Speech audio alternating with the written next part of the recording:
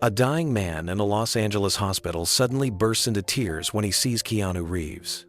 "You don't know who I am," he whispers. "But I've taken lives." As nurses freeze in silence, Keanu steps closer, calm, fearless, and compassionate. What he hears next will uncover secrets buried deep within the Mexican cartel. Before we continue this incredible story, let us know where you're watching from. If you enjoy stories like this, subscribe to the channel, because tomorrow we have another inspiring story you won't want to miss. The hallway smelled faintly of antiseptic and coffee. Keanu Reeves walked quietly beside a nurse, his steps unhurried, his expression soft. It was supposed to be another quiet visit to the children's cancer ward, something he'd been doing for years without cameras or headlines. In his hands, he carried a bag filled with small toys, coloring books, and a few gently used novels. He never liked arriving with a spotlight. He preferred to blend into the rhythm of the hospital, moving like a shadow of comfort through its sterile brightness. The nurse smiled as he stopped outside one of the rooms. "They've been waiting for you all morning," she said warmly. Inside, children laughed softly, their faces pale, but their eyes alive. Keanu knelt beside a little boy hooked up to an IV, handing him a small model car.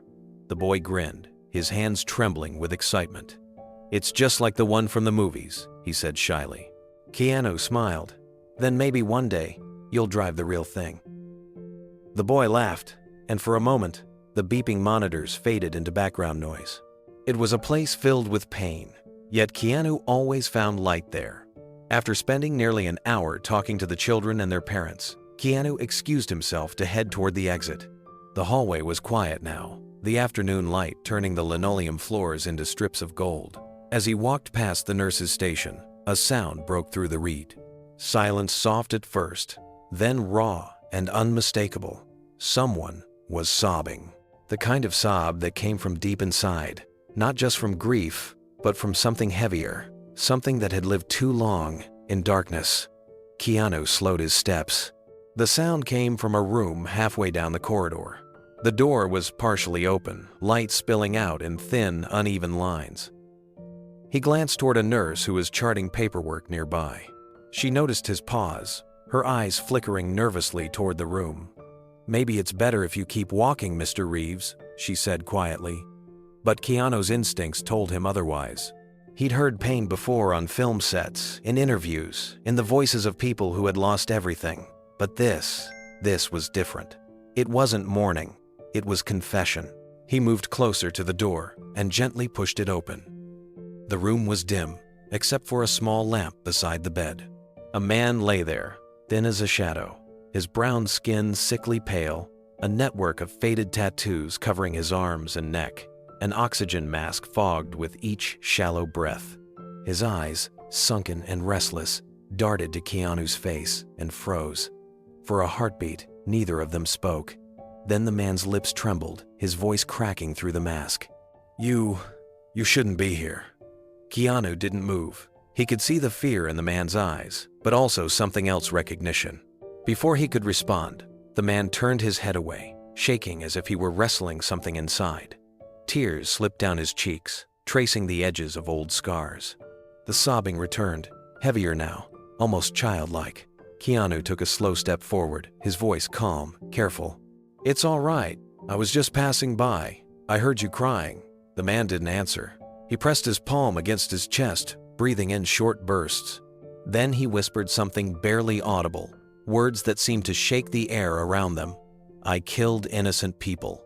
Keanu froze. The words hung there like smoke. Outside the room, two nurses exchanged anxious glances. One of them whispered under her breath, "That's the guy. He's under federal protection. Used to be in a cartel." Keanu's eyes didn't waver. He didn't back away. He only looked at the man the way his body trembled, the way his eyes pleaded for something beyond forgiveness. In that fragile silence, Keanu realized he wasn't standing in a movie scene or a story meant for applause. He was standing before a soul, collapsing under the weight of its own past. And for the first time in his life, Keanu Reeves didn't know if he was speaking to a victim or a monster. The air in the hospital room felt heavy, like the space itself was holding its breath. Keanu stood still for a moment, trying to read the man before him. The lines on his face told stories of exhaustion and regret, while the trembling in his hands spoke of pain far beyond the physical. He seemed haunted, as if every breath reminded him of something he wished he could forget. Keanu finally stepped closer, careful not to startle him. "I didn't mean to intrude," he said gently. "I was visiting the children's ward. I heard someone crying." The man swallowed hard, his voice rasping through the oxygen mask. "They told me I'd die here, alone. Maybe that's what I deserve." He looked away, staring at the small window where sunlight touched the curtain edge. "But then you walked in. I saw your face, and for a second, I thought it was one of the men I killed coming to take me." Keanu's heart tightened. "No one's coming to take you," he said quietly. "You're safe here." The man gave a hollow laugh that turned into a cough. "Safe? No one like me is ever safe." He gestured weakly toward the wall, where a single crucifix hung. "I stopped praying years ago. God doesn't listen to men like me." Keanu looked at the crucifix, then back at him. "Maybe he does," he said softly. "Maybe he sent someone to listen." The man blinked, his lip trembling. He hadn't expected compassion, especially not from a stranger, much less a world-famous actor. "You don't even know who I am," he whispered. Keanu pulled up a chair and sat beside the bed. "Then tell me." For a long moment, there was only the faint hum of the machines. Then the man began to speak, slowly, as if each word cost him strength. "My name is Miguel Alvarez. I grew up in Ciudad Juarez. My father was a farmer until they took everything. When I was 15, I was told to join them or starve. I didn't choose this life, but I didn't fight it either." His eyes filled again. "I did things, bad things. I tried to stop once, but no one leaves the cartel. You either disappear or you die." Keanu listened, every muscle in his face still. His compassion didn't waver, but the gravity of what he was hearing pressed against him like a weight he couldn't set down. Miguel's words weren't just confessions, they were ghosts coming to life. Miguel took another shaky breath. "I thought I could outrun it. I came here years ago, changed my name, worked construction. But the past always finds you." He coughed again, gripping his side. "Now the cancer's finishing what the cartel couldn't." The words hung heavy. Keanu looked toward the open door. A nurse was watching, her expression tense. She shook her head slightly, warning him off. But Keanu remained seated. "I'm sorry for what you've been through," he said quietly. "But maybe there's still something you can do before you go." Miguel's eyes met his, glistening. "You think a man like me can still do something good?" Keanu nodded once. "I do." Miguel exhaled shakily, his shoulders trembling. "Then maybe you were meant to walk into this room." Miguel's breathing grew uneven, his words breaking into fragments. I see their faces when I close my eyes," he murmured. "The ones I hurt, the ones they made me watch." His gaze shifted toward the window, where the fading sunlight painted the room in gold and shadow. "I wanted to forget, but dying doesn't erase memory. It makes it louder." Keanu sat quietly, his expression unreadable but full of empathy. "Then maybe it's time to stop running from those memories," he said. "You can still make them mean something. You can still bring peace to someone else." Miguel looked at him with disbelief. "You talk like you know what it's like to live with ghosts." Keanu's eyes softened. "We all have ghosts, Miguel. Some just wear different faces." The room fell silent again, except for the faint hum of the oxygen machine. Outside, footsteps echoed in the hallway distant, ordinary sounds of life continuing beyond the walls of regret. Miguel's lips trembled as he whispered, "I killed innocent people." The confession slipped out like a wound reopening. The words hung between them, raw and final. The nurse standing near the doorway froze. She whispered under her breath, "That's him, the one under protection." Keanu didn't move. He didn't flinch or look away. He simply stayed beside the dying man, as if his presence alone could bear the weight of Miguel's past. Miguel's eyes filled again, his voice barely a breath. "Do you think I can ever Be forgiven." Keanu didn't answer right away. He looked at the frail man before him, broken, trembling, human. Then he spoke softly. "I don't know, but I think trying is the first step." And for the first time in his life, Keanu Reeves didn't know if he was speaking to a victim or a monster. The next morning, Keanu Reeves returned to the hospital before sunrise. The corridors were quiet, the faint hum of machines filling the stillness. Most visitors wouldn't come back after hearing what that man had confessed, but something about Miguel Alvarez's eyes wouldn't leave Keanu's mind. There was fear in them, yes, but beneath it, a strange flicker of humanity, as if the man was begging for one last chance to be seen as more than what he had done.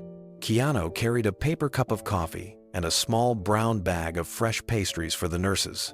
When he approached the ward, one of them looked up in surprise.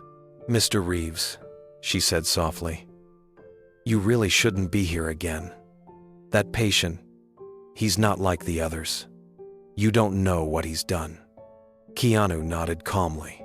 "I know enough, but I think I should listen." The nurse hesitated, then sighed. "He's dying from liver failure. There's not much time left for him to hurt anyone or help anyone." Keanu walked past her, pausing at the door before stepping in. Miguel was awake, staring at the ceiling. His skin looked grayer than the day before, his breathing more labored. When he saw Keanu, his lips parted slightly. "You came back," he whispered, his voice rough as sandpaper. "I told you I would," Keanu said, pulling the chair closer to the bed. "You didn't finish your story." Miguel chuckled weakly.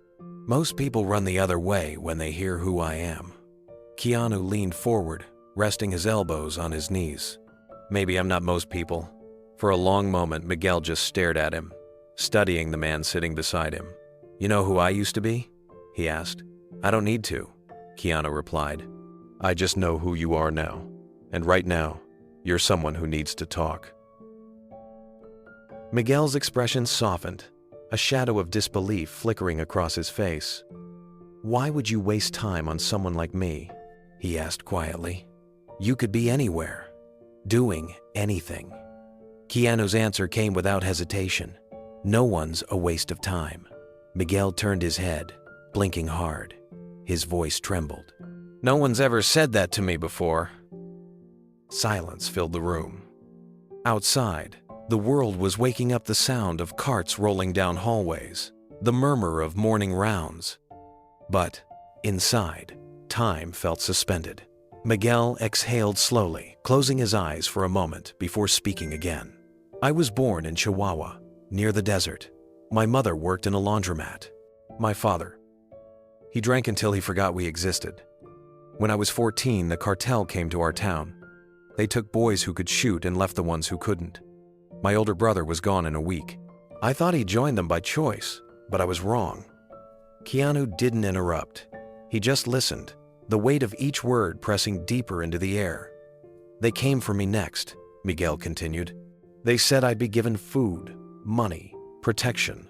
But first, I had to prove my loyalty." He stopped speaking, his breath uneven, eyes wet. Keanu could see it, the young boy in a dusty town, the sound of trucks rumbling through the streets. A boy handed a gun too heavy for his shaking hands. Miguel's eyes were fixed on the ceiling, but his voice trembled with the weight of memory. "They drove me out to a field that night. The moon was full, cold, like a spotlight on everything I didn't want to see. They pulled a man from the back of the truck. He was maybe 30, maybe 40. He had a family, I could tell by the way he begged. They gave me a gun and said, 'Prove you're one of us, or you'll lie next to him.'" His throat tightened. "I didn't even pull the trigger right. The recoil knocked me back. I can still hear the sound it made. It never stops echoing in my head." Keanu said nothing. His silence was an invitation to keep going. "I tried to run after that," Miguel said, his voice almost breaking. "But where do you run when everyone you know belongs to them? My mother thought I was working in another town. My little sister still believed I was good. When she was 16, she wrote me a letter, said she prayed every night for her brother to come home. I never did. The next year, she was gone too. The cartel took her for revenge after I fled. Turned his face away, gripping the blanket until his knuckles turned white. Every time I close my eyes, I see your face. That's what dying feels like, Keanu. It's not the body shutting down, it's the memories refusing to let you rest. Keanu's voice came low and steady. You were just a boy when it started. You didn't choose that world. Miguel shook his head. But I stayed in it. I could have left sooner. I became what they wanted, a weapon. I saw things no one should see. His breath hitched. Do you know what it's like to lose your soul one decision at a time? Keanu leaned forward. Maybe, in different ways, life gives us choices that carve us, sometimes before we even understand what they mean. For a moment, Miguel just watched him, eyes flickering with something close to respect. You talk like you've been through hell too. Keanu gave a faint smile. Maybe not your kind of hell, but pain doesn't care who you are. A nurse entered briefly, checking Miguel's IV line. She glanced at Keanu, lowering her voice. You shouldn't stay long, she whispered. This man has done terrible things. You don't owe him your kindness. Keanu looked up at her, his tone calm but firm. Maybe kindness is the one thing we owe everyone. The nurse hesitated, then quietly left. Miguel let out a hoarse laugh that turned into a cough. You really believe that? I have to, Keanu said. Otherwise, what's the point of forgiveness? Miguel stared at him for a long time, and for the first time, there was no defiance in his expression, only exhaustion, and a glimmer of hope he didn't dare show before. Miguel closed his eyes for a moment, his voice barely audible. You sound like my mother. She used to tell me the same thing, that no one is too far gone to turn back. I stopped believing her the night they made me burn a house with people still inside. His breath caught, and for a moment, Keanu thought he might not continue. It was supposed to send a message. I told myself they were already dead when I lit the match. But I could hear them. I could hear them screaming. That was the night I stopped being human. Keanu's eyes lowered, his jaw tightening. You're still human, he said quietly. You're here, telling me this. That means something. Miguel shook his head slowly. No, it means I'm running out of time to lie to myself. But maybe it's good that you came. I thought I'd die with these stories still buried inside me. The room grew quiet again. Outside, the first light of morning filtered through the blinds, painting narrow lines across the sheets. The machines beeped steadily, a faint rhythm that seemed to keep Miguel tethered to what little life he had left. After I escaped, Miguel continued, I lived like a ghost, worked under fake names, paid cash for everything. I never called home again. Every night, I dreamed I was back there, hearing the same orders, holding the same gun. I kept asking myself what kind of man survives that long just to die alone. He looked over at Keanu. Now I know. A coward does. Keanu leaned closer, his tone steady but gentle. No, a coward doesn't admit what you just did. A coward keeps hiding. You're facing it now. That's more than most people ever do. Miguel's eyes glistened. Why are you doing this? You don't even know me. Keanu exhaled, thinking before he spoke. Because I've met too many people judged by what they did, not who they're trying to become. I'm not here to judge. I'm here to listen. Miguel blinked rapidly, his breath catching. Listening won't change what I've done. Maybe not, Keanu said, but it might change what happens next. For a few seconds, the words hung in the air. Then Miguel turned his face toward the wall, tears slipping silently down his cheek. No one ever listened before, he whispered. Not. Even the priest who told me I was damned. He said men like me don't deserve peace. Keanu's gaze softened. Maybe peace isn't something we deserve. Maybe it's something we earn by facing the truth. The nurse returned quietly to adjust the IV. She met Keanu's eyes, her voice barely above a whisper. Mr. Reeves, you can't fix everyone. Keanu nodded slowly. I know, but maybe I can help one man die with a little less fear. When the nurse left, Miguel looked at him again, trembling. Then, you'll come back tomorrow? Keanu smiled faintly. Yes, tomorrow.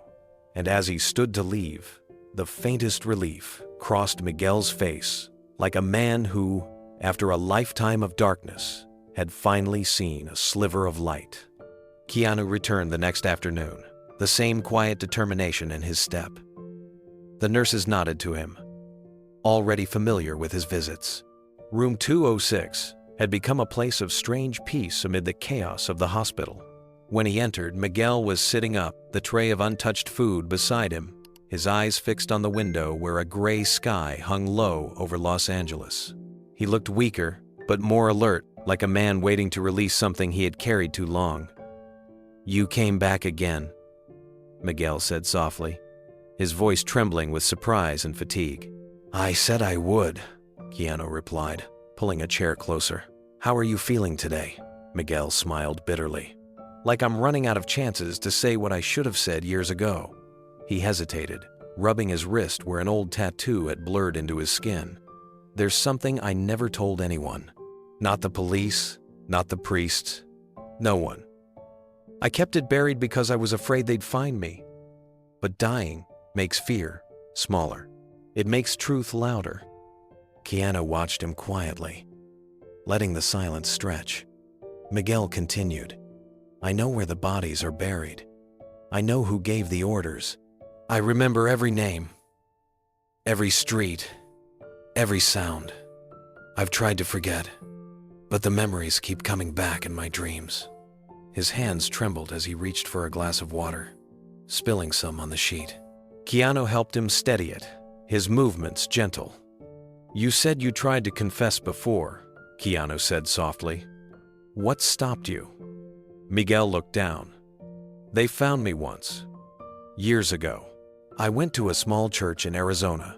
I told the priest I wanted to tell everything. 2 days later, someone came into the motel where I was staying. They didn't kill me, but they made sure I never spoke again. They said, 'You open your mouth, and we'll bury your family instead.'" Keanu's jaw tightened. "And your family?" Miguel nodded slowly. "Gone. The few who were left stopped speaking to me. I can't blame them." His breathing grew uneven. "That's why I stayed silent. But now," he looked up, eyes glistening.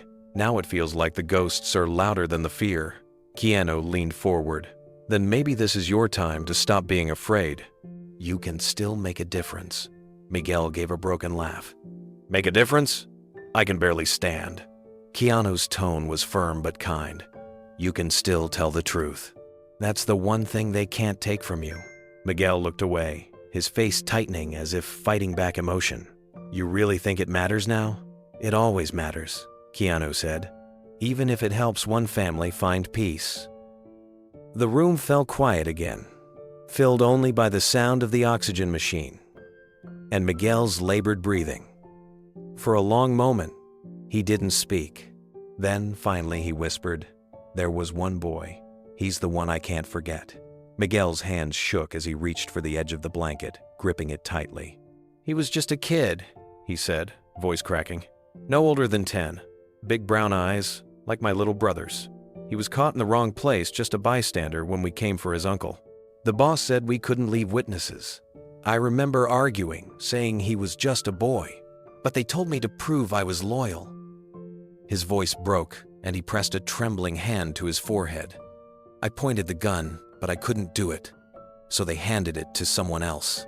I still see the flash, the sound. His body hit the ground before I even took a breath." Keanu sat perfectly still, eyes lowered, absorbing every word. The pain in Miguel's voice filled the room like smoke, thick and suffocating. "You were forced," Keanu said quietly. "You didn't pull the trigger." Miguel shook his head. "No, but I didn't stop it either. I didn't try hard enough." He drew in a slow, shuddering breath. "That night, I realized the boy's mother was watching from the fire doorway. She screamed, ran at us. I wanted to stop her, but someone else fired again. And then it was quiet. Just the fire, just the smell." Tears streamed down his face now, silent and uncontrollable. "I've killed in gunfights. I've done terrible things. But that boy, he never leaves my mind. I see his face when I wake up. I hear his mother when I close my eyes. I don't deserve peace." Keanu reached out, placing a steady hand on Miguel's shoulder. The gesture was simple, but it broke something inside the dying man. He wept openly, shoulders trembling under the hospital gown, his voice fading into a whisper. Keanu waited until the sobs softened. "Miguel," he said, his tone gentle but sure, "you can't change what happened, but you can make sure the truth doesn't die with you." Miguel looked up, red-eyed and hollow. "You want me to tell everything?" "Yes," Keanu said. "Every name, every place, every detail that could bring closure to the families still searching." Miguel hesitated, his breath shallow. "If I do that, they'll know. The cartel will know someone helped me. They'll come after anyone connected, maybe even you." Keanu shook his head calmly. "Let me worry about that. You just write it all down. You've carried this alone long enough." Miguel's lip trembled. "What if they find it before you can give it to someone safe?" Keanu's voice was steady, quiet, but full of conviction. "Then I'll make sure your truth reaches where it should. You have my word." Miguel stared at him as if trying to see through the promise, then finally nodded. "You really believe one man's story can make a difference?" Keanu's eyes softened. "I believe one man's truth can stop another boy from dying the same way." The silence that followed was heavy, but for the first time, Miguel looked lighter, as if a small piece of the darkness had lifted. For a while, neither of them spoke. The air in the room felt different now, less suffocating, more fragile, as though confession had cracked something open that had been sealed for decades. Miguel wiped his face with the back of his trembling hand, his voice low. "If I start writing, it'll take time. I can't hold a pen steady for long. The doctors said my liver's gone. Some days I can't even feel my fingers." Keanu nodded. "Then I'll help you. You can talk, and I'll write." Miguel looked startled. "You'd do that? For me?" "I told you I would," Keanu said quietly. "You don't have to carry this alone anymore." Miguel tried to speak, but emotion caught in his throat. His eyes darted toward the window, as if expecting someone to appear out of the shadows. "They always said the only way to die free was to die forgotten," he murmured. "But maybe that's wrong. Maybe dying free means telling the truth, even if no one wants to hear it." Keanu leaned forward, his tone steady. "That's the choice you get to make now." Miguel nodded slowly, his voice breaking into a whisper. "Then I'll tell you everything. The names, the towns, the shipments, even the ones in the government. If they want to stop me now, they'll have to silence the truth itself." Keanu reached into his bag and pulled out a small notebook and a pen. He placed them gently on the bedside table. "Start with what haunts you most," he said. "Write until your hands can't anymore." Miguel touched the notebook as if it were something sacred. His eyes filled again, but this time not with guilt, with determination. "You think anyone will believe me?" "Maybe not everyone," Keanu said. "But the right people will.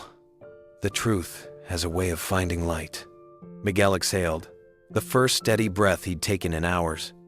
"You really believe that, don't you?" Keanu smiled faintly. "I have to. It's the only reason people like us keep trying." Miguel gave a weak laugh, shaking his head. "You talk like you've lived 100 lives." "Some days it feels that way," Keanu replied softly. "But I've learned this peace never comes from pretending the darkness isn't real. It comes from facing it." For a long while, Miguel said nothing. Then he reached for the notebook, gripping the pen between his fingers. His hand shook violently, but he managed to write the first few words. "My name is Miguel Alvarez, and this is what I've done." Keanu watched quietly as Miguel kept going, pausing only to steady his breath. Each line seemed to take a piece of the burden off his shoulders. When his hand gave out, Keanu turned the page and continued writing what Miguel whispered, every place, every betrayal, every ghost that still lingered in his memory. As the light dimmed outside, Miguel finally stopped, exhausted. He looked up at Keanu. tears glinting in the corner of his eyes. "If they find out I told you, they'll come for you too." Keanu closed the notebook gently and placed a hand over it. "Then they'll have to get through me first." Miguel stared at him for a long moment, his lips trembling, and then whispered, "Thank you for not seeing a monster." Keanu's eyes softened. "I didn't see a monster, Miguel. I saw a man who wanted to make things right." The dying man nodded weakly, his expression peaceful for the first time. "Then maybe that's enough." Outside, thunder rolled over the city, a low, distant sound like the closing of a long, painful chapter. The next morning, Keanu arrived at the hospital with a small brown satchel slung over his shoulder. Inside were 2 new notebooks, a set of pens, and a small Spanish-English dictionary. He walked through the corridor quietly, nodding to the nurses who had come to expect his visits. They didn't stop him anymore. Something about his steady presence brought calm, even to a ward filled with fear and pain. When Keanu entered room 206, Miguel was already awake. The morning light crept across his sheets, painting his face in pale gold. He looked weaker, but his eyes held a strange kind of energy, an urgency that seemed to pull him upright despite the weight of illness.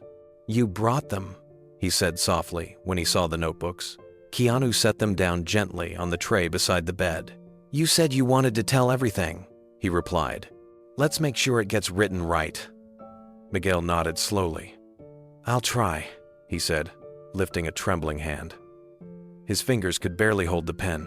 "But I forget English sometimes." "I'll help with that," Keanu said, opening the first page. "You speak. I'll write what you mean, word for word." Miguel gave a faint smile. "You'd make a good priest." Keanu chuckled lightly. "I think I'd be terrible at sermons." Miguel began to speak, his voice wavering but steady enough for Keanu to follow. At first, the words came in fragments, names of men, villages, half-finished sentences in Spanish. Keanu translated slowly, checking with Miguel to make sure each word carried the truth he wanted to say. They worked for an hour before Miguel's hand cramped, his breathing shallow. Keanu paused, handing him a sip of water. As Miguel rested, Keanu looked over what they had written.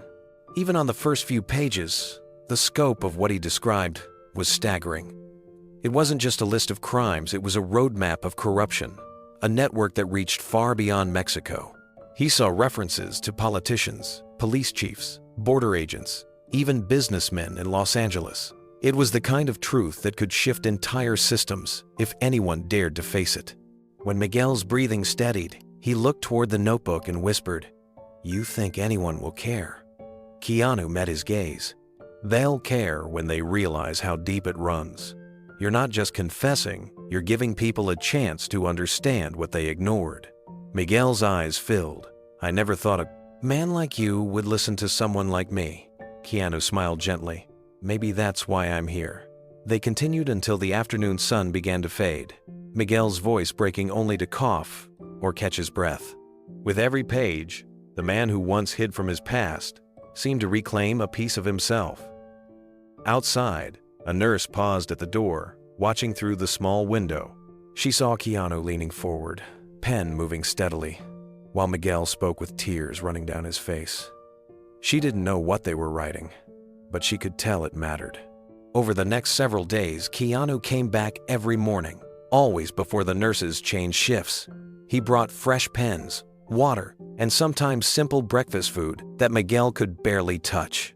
The notebooks began to fill, the ink lines uneven where Miguel's shaking hand had tried to write, but the words never lost their power. Each day felt heavier and lighter at the same time. He spoke of towns whose names Keanu had never heard, and men whose faces he could never forget after hearing what they'd done. Miguel described how shipments crossed borders disguised as humanitarian aid, how police chiefs accepted bribes to turn their backs, and how politicians smiled on television while blood stained their hands in silence. Keanu wrote carefully, his pen steady even when Miguel's words made him pause to catch his own breath.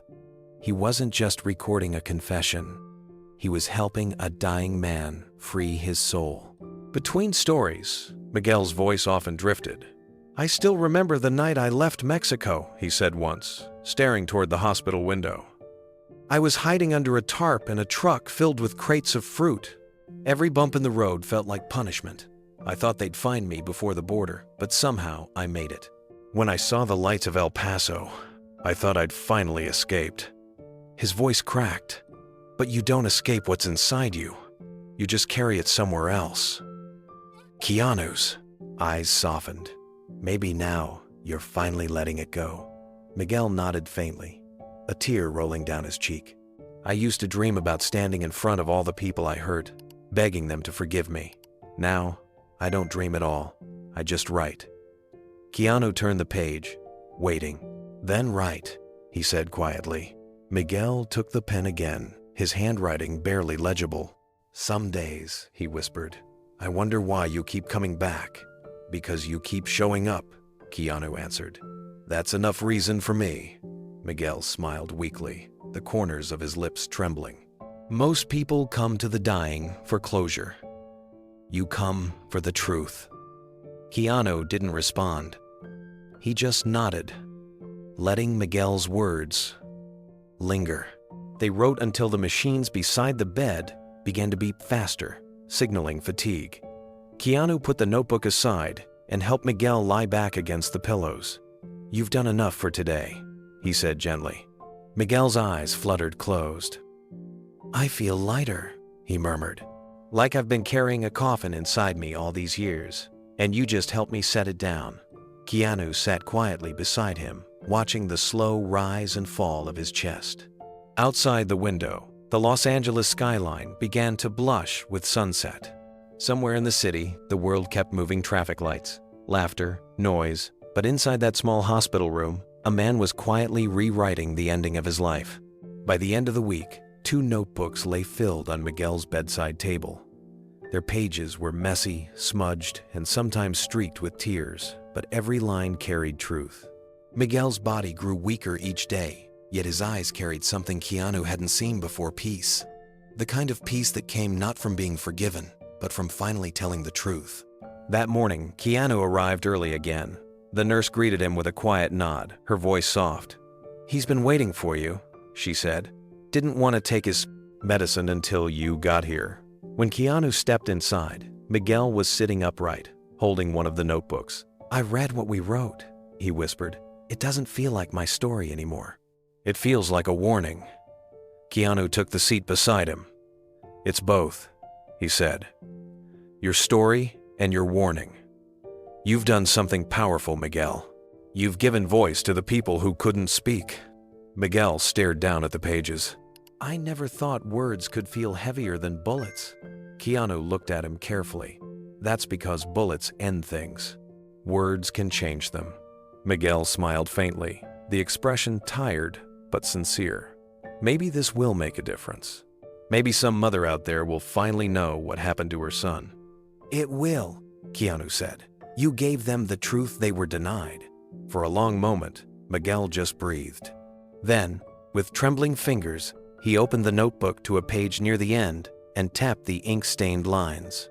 Here, he said softly, I wrote the names of the ones who helped cover everything up. The politicians, the border agents, the businessmen who paid for silence. Keanu glanced down at the page, reading slowly. Each name, each location, carried weight. This wasn't just the story of one dying man, it was the anatomy of a system built on fear and greed. He felt a chill run through him. These names, he said quietly, they're dangerous. Miguel nodded. I know. That's why I couldn't tell anyone else. You're the only one who came here without wanting something. Keanu met his gaze. I don't want anything, Miguel. I just don't believe anyone's story should end in silence. Miguel closed his eyes, his breathing ragged now.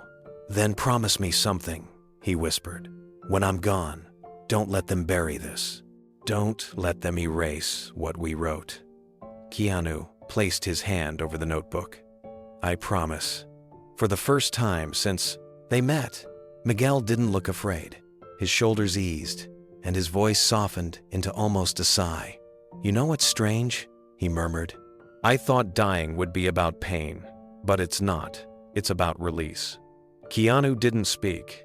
He simply sat with him, the soft rhythm of the machines fading into the quiet hum of the afternoon.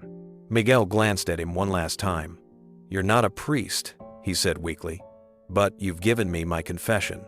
Keanu smiled faintly, his voice barely above a whisper. "Then let's call it redemption." Outside the window, the first rain of the season began to fall. It tapped against the glass like quiet applause for a truth that finally found the courage to be spoken. The following evening, as the hospital lights dimmed and the corridors grew quiet, Keanu returned to check on Miguel.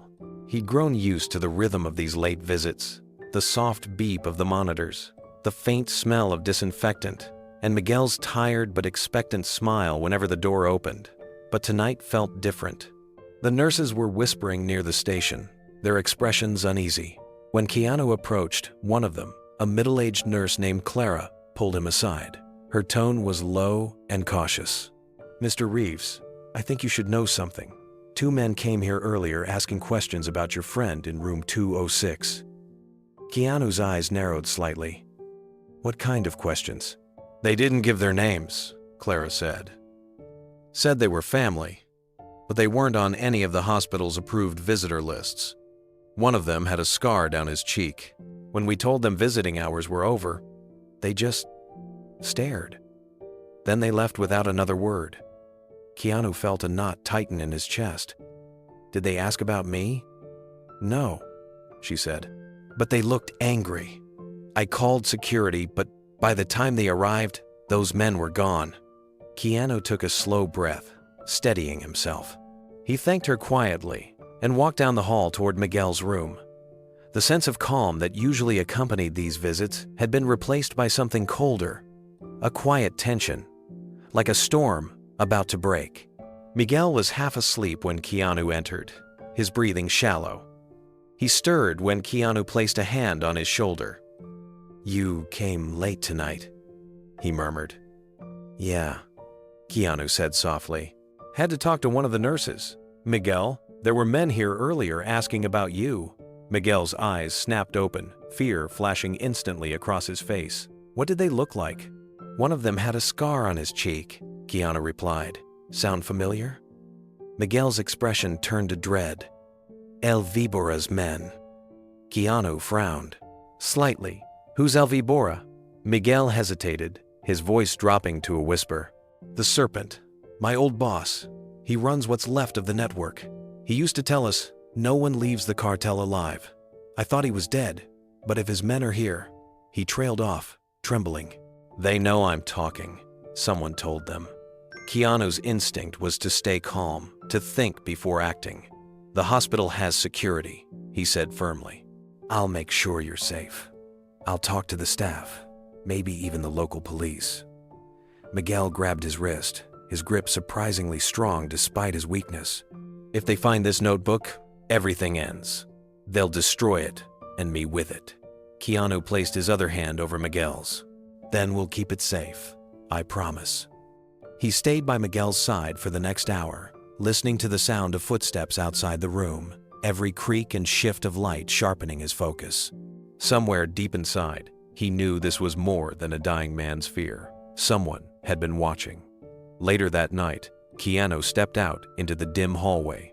Most of the hospital staff had gone home, leaving only a few nurses and security guards on duty. He approached the reception desk, speaking quietly to the young security officer on shift. "There were 2 men here earlier," he said. "They were asking about a patient, Miguel Alvarez. I want to make sure they don't come back." The officer nodded, his posture straightening. "Yes, sir," the nurse reported it. "We've checked the cameras, but they stayed just out of frame. Could be coincidence, but the timing feels off." "Let's not take chances," Keanu said. "Keep an extra guard near his room tonight." The officer agreed and radioed a message to his partner. As Keanu turned back toward the hallway, a flicker of movement near the far window caught his eye. A figure stood in the shadows across the courtyard, still and silent.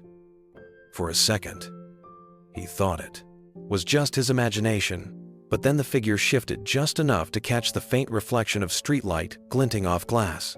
Binoculars. Keanu's instincts sharpened. He stepped forward, but by the time he reached the window, the figure was gone. The courtyard lights hummed quietly in the dark, leaving nothing but the whisper of rain against the glass.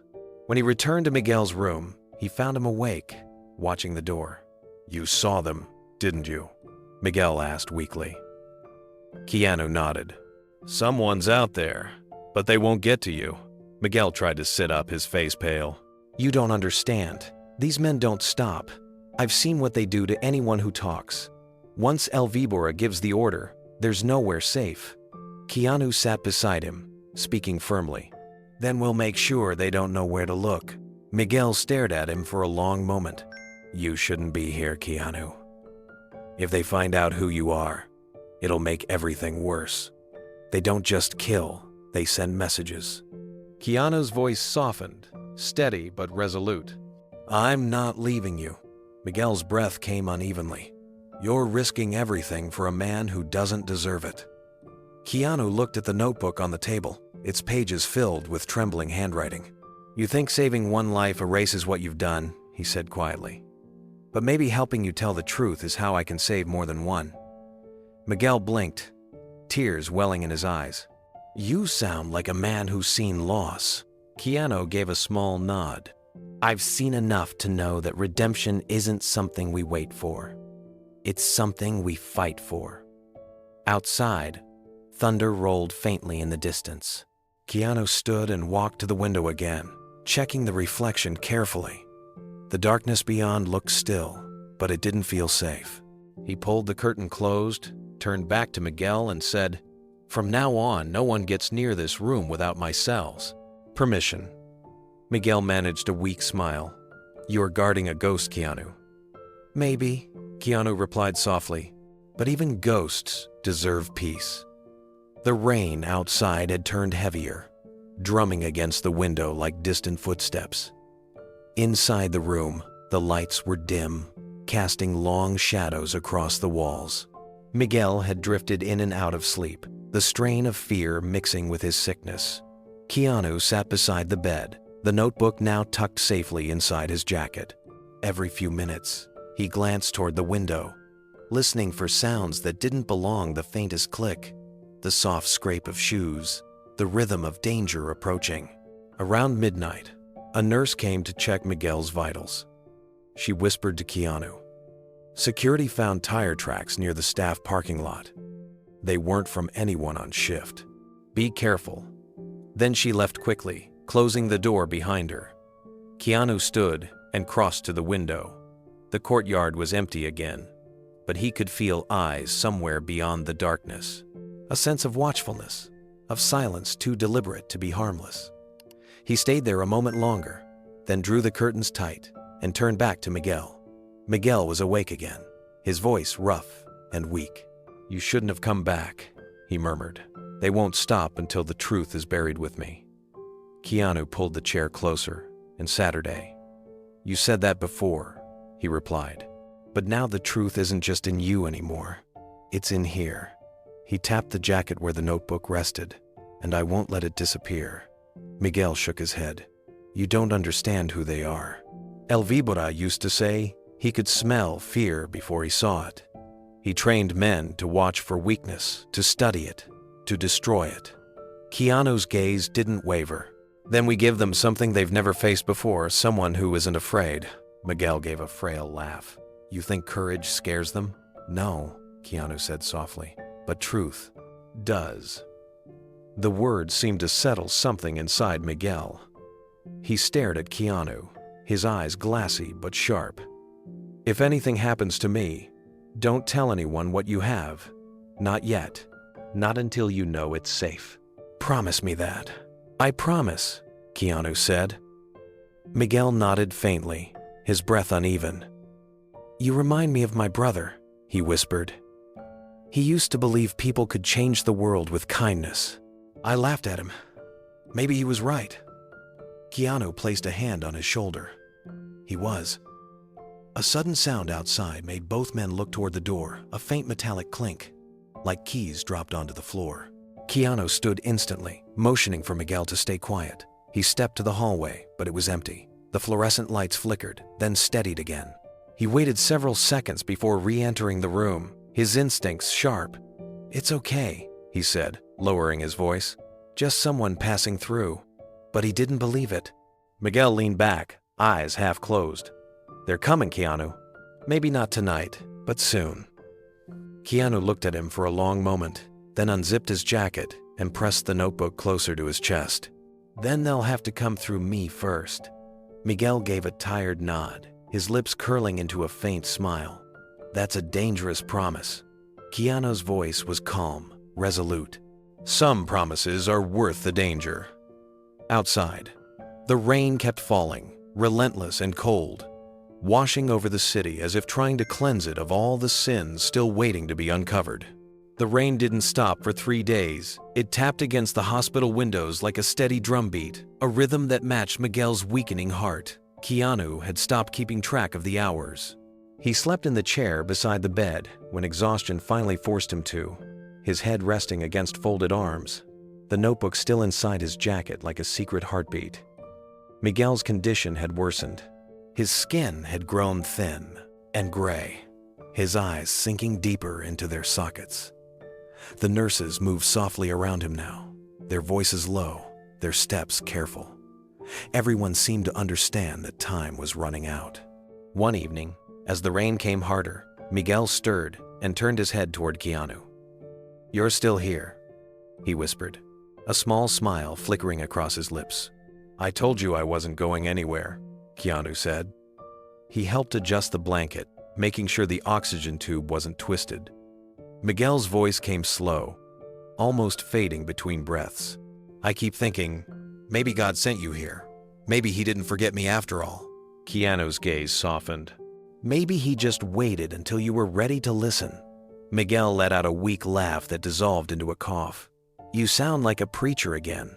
"Just a friend," Keanu said quietly. "A stubborn one." The two of them sat in silence for a while, the storm filling the empty spaces between words. The soft glow from the bedside lamp cast pale light on the room, catching the rain streaks on the window. After a long pause, Miguel spoke again. "Do you ever think about what happens when we die?" Keanu leaned back in his chair, his expression thoughtful. "Sometimes. I think whatever's waiting for us isn't about punishment or reward. I think it's about peace. And we only find it when we stop running from what we've done."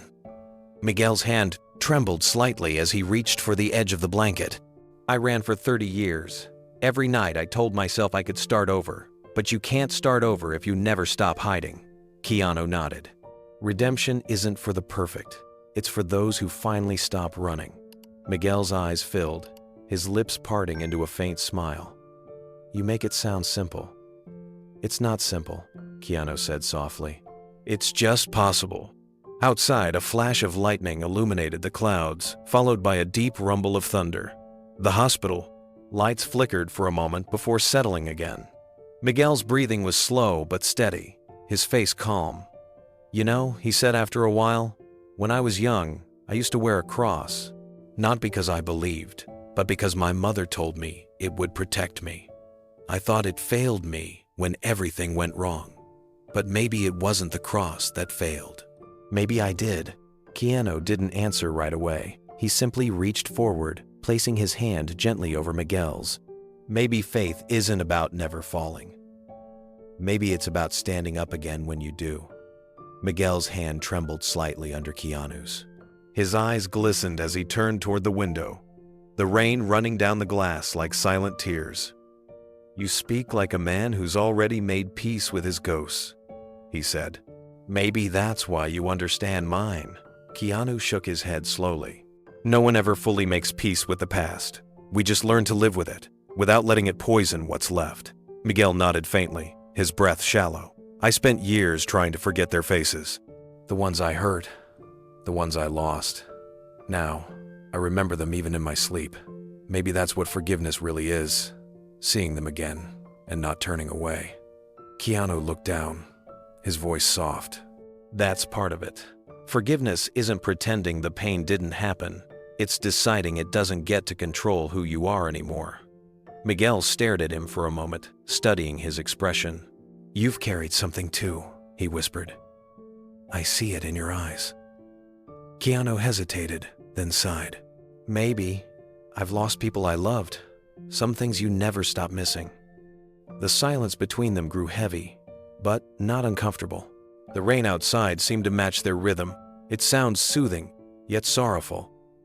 After a moment, Miguel reached under his pillow and pulled out a small object, wrapped in an old cloth. He held it out weakly toward Keanu. Take this, he said. Keanu unfolded the cloth and found a small cross made from old bullet casings, its surface scratched and dulled by time. The edges were uneven, but the shape was unmistakable. I made it years ago, Miguel said, his voice trembling. It was the only thing I ever crafted that didn't destroy something. Every bullet was taken from a gun that took a life. I melted them down myself.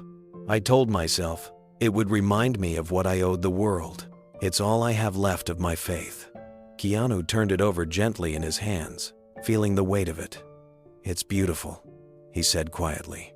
It's cursed, Miguel whispered, but maybe it'll do you more good than it ever did me. Keanu shook his head. It's not cursed, Miguel. It's a symbol of what you've overcome. You took something meant for death and turned it into something sacred. That's what redemption looks like. Tears slid down Miguel's cheeks, his breathing shallow and uneven. You say that word redemption like you really believe in it. I do, Keanu said, because I've seen it happen, even in the worst places, even in people who thought they were beyond saving. Maybe you were sent here to remind me of that. Keanu slipped the cross into his pocket and said softly, maybe we were sent here to remind each other. Outside, the storm intensified. The thunder rolled over the city, but inside that small room, there was only the steady rhythm of two men holding on to what was left of hope. The storm raged through the night, thunder echoing like distant cannon fire. Inside the dim hospital room, Keanu sat by Miguel's bedside, the notebook resting safely under his coat and the bullet cross still warm in his hand. The faint light from the hallway cut across Miguel's face, revealing the deep lines of a man who had lived too long with guilt and too little with grace. Miguel stirred, his voice faint. Do you think God ever looks at men, like me, and still sees something worth saving? Keanu leaned forward, his tone calm but full of conviction. I think he sees what's left of the good you tried to bury. The part of you that wanted to protect, not destroy. That's why you're still here, Miguel. You were given one last chance to do something right. Miguel nodded weakly. And you think writing that notebook was enough? It was more than enough, Keanu said. You gave people back the truth. That's something no one can take from them. Miguel turned his head toward him, his eyes half open. When you first walked in, I thought you were just another man who wanted to pity me. But you stayed. You listened. Why? Keanu paused before answering. Because I've met too many people who died before they ever told their story. I didn't want you to be one of them. A faint smile crossed Miguel's lips. Maybe that's your redemption too, he whispered. Keanu looked at him quietly. Maybe it is. The sound of rain softened, becoming a gentle drizzle. The air in the room felt lighter, as if something unseen had shifted. Miguel's breathing grew shallow, each inhale a little shorter than the last. Keanu, he said suddenly, his voice trembling. Promise me one more thing. Anything, Keanu replied. Don't remember me as what I was, Miguel said. Remember me as a man who finally stopped running. Keanu nodded slowly. I will. Miguel's lips curved into a faint smile. Then maybe I can sleep. His eyes closed, his body settling into stillness. The monitors beside the bed beeped in steady rhythm, but Keanu could feel the life in the room fading, like the last notes of a long, unfinished song. He sat there for a long time, saying nothing. The weight of the bullet cross in his hand felt heavier than metal. It felt like a legacy, a quiet plea from a man who had finally found peace. Outside, the rain stopped completely. The world seemed to hold its breath. Keanu glanced at the notebook one last time, its pages filled with confessions, names, and truths that would shake powerful men to their core. But to him, it wasn't just evidence anymore. It was something deeper. It was a man's soul laid bare, a final act of courage in a life defined by fear. As he looked down at Miguel, peaceful at last, Keanu whispered softly, "You made it, Miguel. You found your way home." The cross glinted faintly in his palm as dawn broke through the clouds, spilling light across the quiet room. The hospital was nearly silent when Keanu arrived that night. Only the soft hum of fluorescent lights filled the hallway, broken now and then by the distant echo of a rolling cart. It was after midnight, and the air carried that strange stillness that only comes before loss, the kind that feels almost sacred. He moved quietly toward room 206, carrying a thermos of tea and the same calm determination that had kept him coming back. The rain had stopped hours ago, but the air outside still smelled of it. Inside the room, the beeping of machines had slowed. The monitors glowed faintly, their rhythm uneven. Miguel lay on his side, his breathing shallow and strained. Keanu placed the thermos on the nightstand and pulled the chair closer to the bed. Miguel's eyes fluttered open, clouded but still searching. "You came," he whispered. "I said I would," Keanu replied softly. "You're not alone." Miguel tried to smile, but it barely formed. "You always keep your word," he murmured. "Not many people do that anymore." Keanu adjusted the pillow beneath his head. "How are you feeling?" "Like the end's already waiting at the door," Miguel said weakly. "And it's tired of knocking." He paused, swallowing hard. "I keep thinking about the people I hurt. I used to pray they'd forget me. Now, I just hope they found peace." Keanu nodded slowly. "Maybe they did. Maybe this is your way of helping them finally rest." Miguel turned his head slightly, his eyes wet.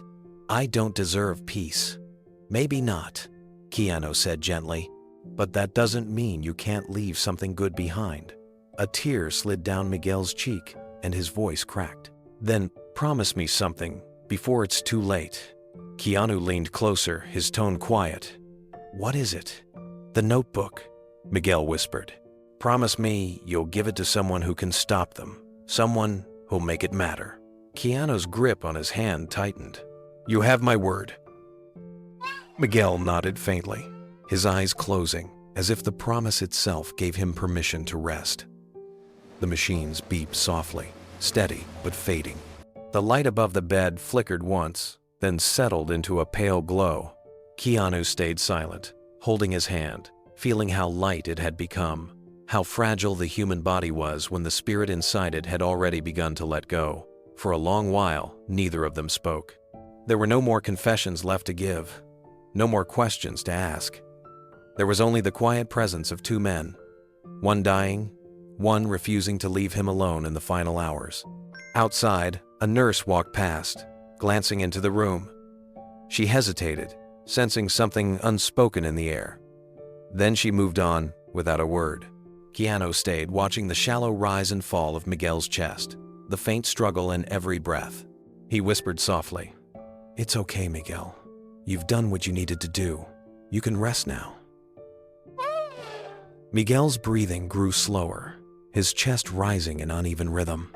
The dim light above the bed flickered again, and the shadows in the room deepened. His hand, still in Keanu's, felt cold but steady. His voice came out fragile, like a whisper carried on a fading breeze. "I'm afraid," he said. "Not of dying, but of being forgotten. Of everything I've done meaning nothing." Keanu leaned closer. "It won't be forgotten," he said quietly. "What you did, the truth you shared, it matters. You gave the world a chance to see what was hidden. That's more than most people ever do." Miguel tried to smile, his lips trembling. "Maybe that's why you were sent here. Maybe I needed someone who could see the good left in me." Keanu's voice softened. "We all need that. Sometimes, we just need one person to believe we're more than our mistakes." For a moment, silence filled the space again, except for the faint beeping of the monitor. Miguel's gaze wandered toward the ceiling. "I can't see much anymore," he whispered. "It's all light. Maybe that's how it starts the next part." Keanu reached up and brushed the damp hair from Miguel's forehead. "If there's light, follow it," he said gently. "You've carried darkness long enough." A faint smile flickered across Miguel's face. "You make dying sound almost peaceful." "Maybe it is," Keanu replied. "Maybe it's the only time the past finally lets go." Miguel's breathing quickened for a few seconds, then slowed again. "Will you pray with me?" he asked softly. Keanu nodded. "Of course." Miguel closed his eyes, his lips moving weakly. The words came out in Spanish, a broken, trembling prayer. "Padre nuestro, que estás en el cielo." His voice faltered halfway through, and Keanu continued quietly beside him, his own voice steady, filling the gaps when Miguel couldn't finish. When the prayer ended, Miguel's eyes opened again, glassy and filled with tears. "Thank you," he whispered, "for not seeing me as the monster I was." Keanu squeezed his hand. "You stopped being that a long time ago." Miguel smiled faintly. "Maybe I just needed someone to tell me that before I could believe it." His eyes drifted closed again. The monitor next to him beeped irregularly now, each sound more distant, more spaced apart. Keanu stayed still, watching, waiting, not wanting to interrupt whatever peace had finally found its way into that room. Miguel's lips moved one last time, barely forming words. "Tell them, I'm sorry." Keanu leaned closer. "I will." Then came a deep exhale, a sound that was almost a sigh of relief. His chest rose once more, then didn't rise again. The monitor gave a long, unbroken tone before falling silent. Keanu didn't move. He simply sat there, his hands still holding Miguel's. The silence, now complete. Outside, the wind pushed softly against the window, and the rain started again, gentle this time, like the world itself was bowing its head in mourning. For a long time, Keanu didn't move. The world outside continued its rhythm, the hum of distant machines, the muted rain against the glass. But inside room 206, time seemed suspended. Miguel's face had softened, all the tension gone. There was a faint peace there now, the kind that only arrives when a man finally stops fighting himself. Keanu kept holding his hand, his thumb brushing against skin that was already cooling. He whispered, "You did it, Miguel. You told the truth. You made it count." His voice trembled slightly, though he tried to steady it. The quiet pressed down on him, thick and deep, wrapping the room in reverence. After several minutes, the door opened, gently. Nurse Clara stepped inside, her voice hushed. "Mr. Reeves," she said softly, seeing the still figure on the bed. "Is he gone?" Keanu nodded once. She approached with practiced grace, her eyes kind but heavy with familiarity. She checked the monitors, then reached for the sheet. "He held on longer than anyone thought he would," she murmured. "Sometimes people wait until they know they're not alone." Keanu stepped back as she covered Miguel's body, pulling the white sheet up to his chest.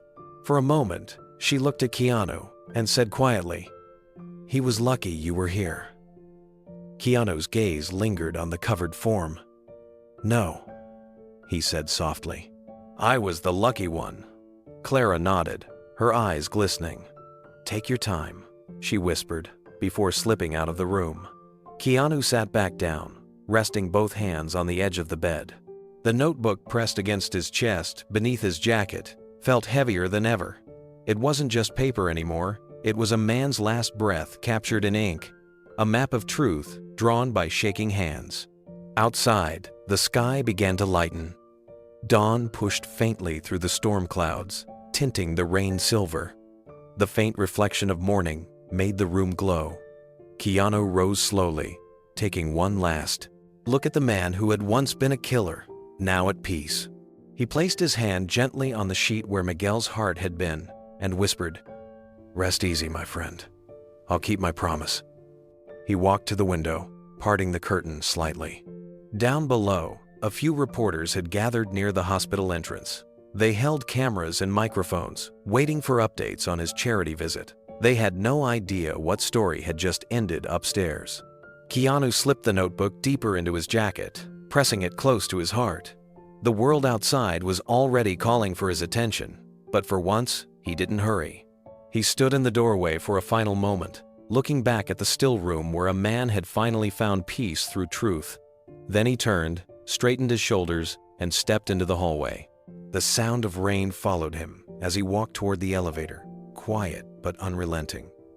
By the time he stepped outside, the cameras clicked, voices called his name, but he said nothing.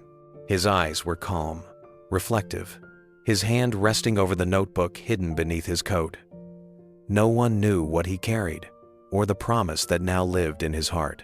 Only that something in his eyes had changed something deeper, quieter, and unshakably human. The drive home that night felt longer than usual. The rain had stopped, but the streets of Los Angeles glistened under the soft orange glow of the streetlights. Keanu drove in silence, his hands steady on the wheel, his mind anything but. The notebook sat on the passenger seat beside him, wrapped in his coat. Every time he looked at it, he could almost hear Miguel's voice again. The weight of regret, the tremor of hope, the final plea that the truth must live on. When he reached his home in the hills, the city was quiet. He placed the notebook on his kitchen table and stared at it for a long time before finally sitting down. The pages smelled faintly of hospital antiseptic and ink. He opened it to the first entry. Miguel's uneven handwriting, stretching across the lines in a mix of Spanish and English. The words were raw, almost frantic, as if written between gasps for air. The first few pages told stories of violence that twisted Keanu's stomach. Miguel had detailed every act with painful honesty: who gave the orders, who carried them out, and where the bodies were left behind. Some passages were almost illegible, as if his trembling hands couldn't keep up with the memories. Keanu could feel the pain embedded in every word. Then came names, dozens of them. Politicians, police commanders, border officials, men who had sworn to protect but instead profited from suffering. There were references to secret accounts, deals struck in silence, and entire communities erased to hide corruption. Keanu's hand gripped the page tighter, his breath catching as he read the name of a sitting congressman. He turned another page and found sketches of maps, crude outlines of desert roads with X marks and scribbled notes in the margins. Under the oak tree, near the rail bridge, two families, buried together. Each line made the story heavier, darker, but also more urgent. This wasn't just confession, it was evidence. Keanu closed the notebook and leaned back in his chair, rubbing his eyes. He felt as though he had been holding his breath since Miguel's death. The enormity of what rested in his hands hit him fully now. Miguel's words weren't meant to destroy, they were meant to expose, to heal, to bring peace to the forgotten. But Keanu knew one thing for certain: what he held was dangerous. He poured himself a cup of tea, his mind turning toward the next step. There was one man he could trust, an old friend he'd met years ago during a charity event for victims of organized crime, Agent Thomas Ward, a seasoned FBI investigator known for his integrity and quiet resolve. Keanu pulled out his phone and found Thomas's number still saved. He hesitated for a moment before pressing call. Thomas's voice came through, calm and measured as always. "Keanu, haven't heard from you in a while. Everything all right?" "Not exactly," Keanu said. "I need to see you. It's important." "How important?" "The kind that doesn't wait until morning," Keanu replied. There was a brief silence, then Thomas sighed. "All right, there's a cafe downtown, near Sunset and Vine. Back booth. Half an hour?" "I'll be there." Keanu hung up, took one last look at the notebook, and slipped it inside his coat once again.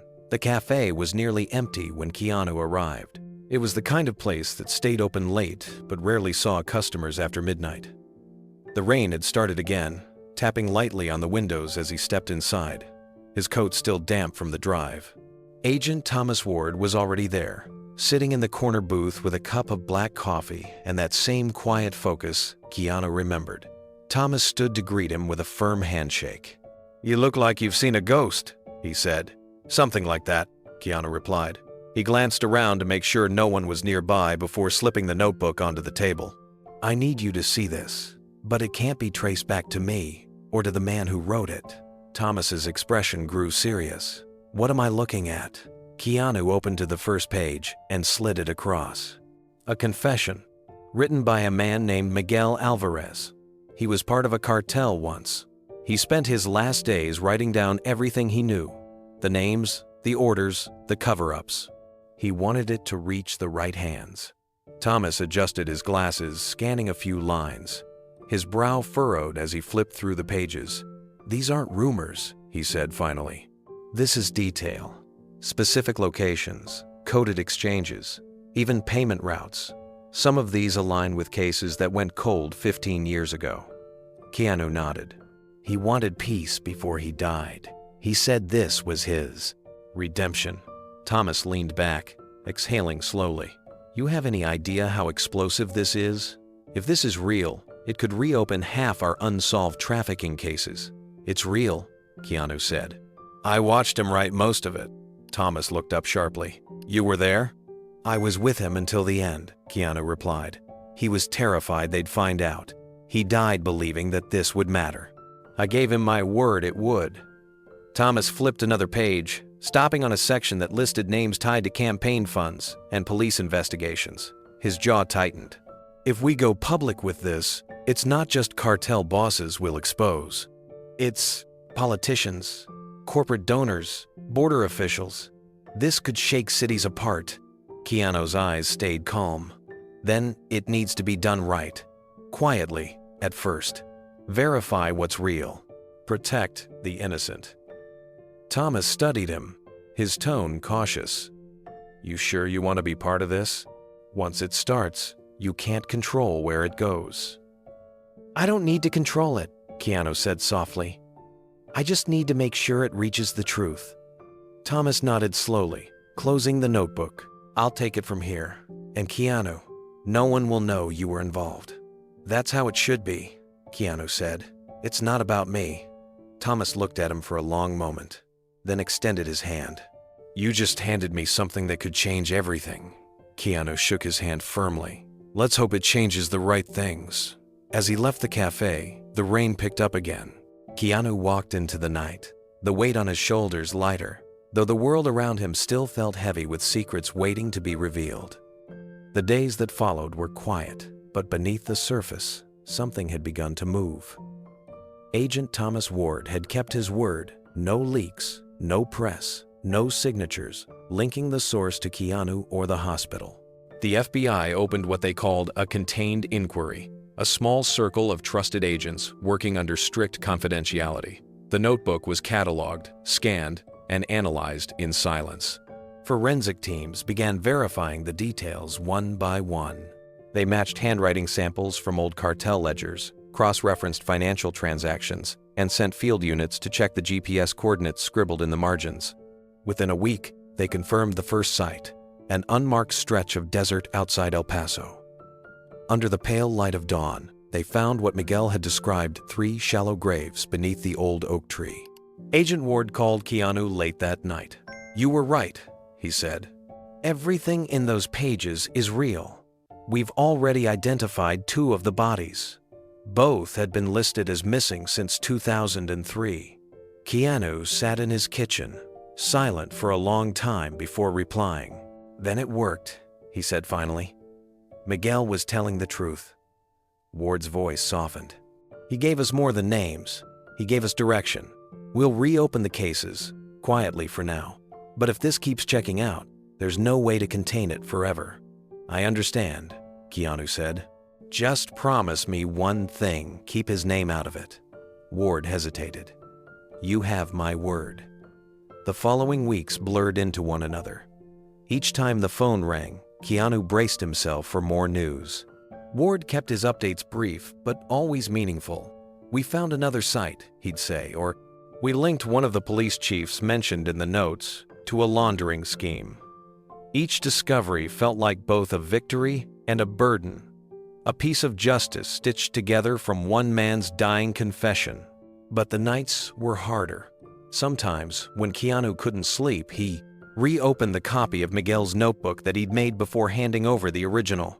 He would sit in the dim light of his study, reading the lines over and over. The pages came alive in his mind. He saw the flash of gunfire, the shouts in Spanish echoing through desert canyons. He could almost smell the smoke from burning houses and hear the cries of the innocent. Each line wasn't just ink on paper. It was a window into the past, a landscape of human suffering too vivid to ignore. One passage in particular haunted him. They said the boy was no one, but I remembered his face. I still see it every time I close my eyes. Keanu closed the notebook and leaned back, his chest heavy. That boy, that nameless child, had become the symbol of everything Miguel had tried to make right. Outside, Los Angeles shimmered in its usual glittering calm, unaware that deep beneath its surface, a secret war for truth was unfolding again, this time without violence, only words and evidence guiding it forward. 3 weeks later, Thomas Ward called again. His tone carried the fatigue of long nights, but also quiet satisfaction. "We've found 3 of the missing victims, thanks to this," he said. "All from cases that went cold almost 20 years ago. Their families are being notified." Keanu gripped the phone tighter, his throat thickening. "Their families? They'll finally have closure." "Some of them will," Ward replied. "But it's reopening wounds too. People are starting to ask how we found these sites. We can't keep this quiet much longer." "Do what you have to," Keanu said. "Just don't let his name be buried again." After they hung up, Keanu drove out toward the desert edge of California, where one of the recovered sites had been confirmed. The location wasn't public, but Ward had told him enough for him to find it. When he arrived, the area was sealed off with temporary fencing and yellow tape fluttering in the wind. Forensic. Tents stood in neat rows, and a few agents worked under the harsh afternoon Sunday. Keanu parked at a distance and stayed inside his car, watching silently. He could see the outline of 3 markers in the sand, small white flags placed over newly discovered graves. The scene looked clinical, efficient, but Keanu saw what the workers couldn't. In his mind, he saw the faces Miguel had described, the frightened eyes, the chaos of a world ruled by fear. The image of Miguel's trembling hands returned, scribbling down memories with the last of his strength. Keanu sat there for nearly an hour before starting the engine again. On the way back, he stopped at a small roadside flower shop. The owner, an elderly woman, greeted him kindly, unaware of who he was. He picked a bouquet of white lilies and said quietly, "For someone who waited a long time to be found." The woman wrapped the flowers carefully. "Then may they finally rest," she said. That evening, Keanu drove to a small suburban neighborhood just outside Phoenix. One of the victims' mothers lived there, a woman named Elena Marquez, whose son had disappeared in 2004. He'd read her story years ago in a charity report. Now she was old, gray-haired, living alone. He didn't knock. Instead, he left the lilies on her porch with a folded note that simply read, "He's home now." The next morning, the story reached the local news. Cameras filmed Elena standing in her front yard, tears streaming down her face as she held the bouquet. "I don't know who brought them," she told the reporters, her voice trembling. "But whoever did, thank you. After 20 years, my son finally came home. Maybe there are angels after all." Watching the report from his kitchen, Keanu felt his eyes sting. He turned off the TV before the segment ended, letting the silence return. For the first time since Miguel's death, he felt something break free inside him. Not sorrow, but a quiet, humble gratitude.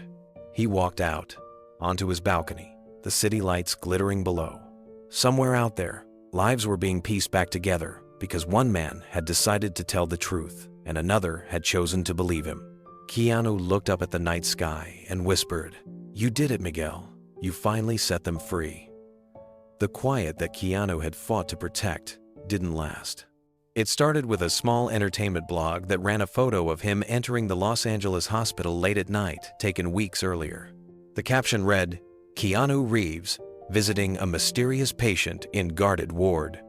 It didn't take long for larger outlets to pick up the thread. Within 48 hours, reporters were calling it the secret hospital visits. At first, Keanu ignored it. He'd been in the public eye long enough to know that rumors came and went. But this one had an edge. It wasn't about celebrity gossip or charity speculation, it was about something darker. A journalist named Claire Donnelly, known for digging into political scandals, posted a series of cryptic tweets linking Keanu's visits to an ongoing federal case involving cartel confessions. By the end of the week, the media frenzy had begun. Outside his home, vans lined the street.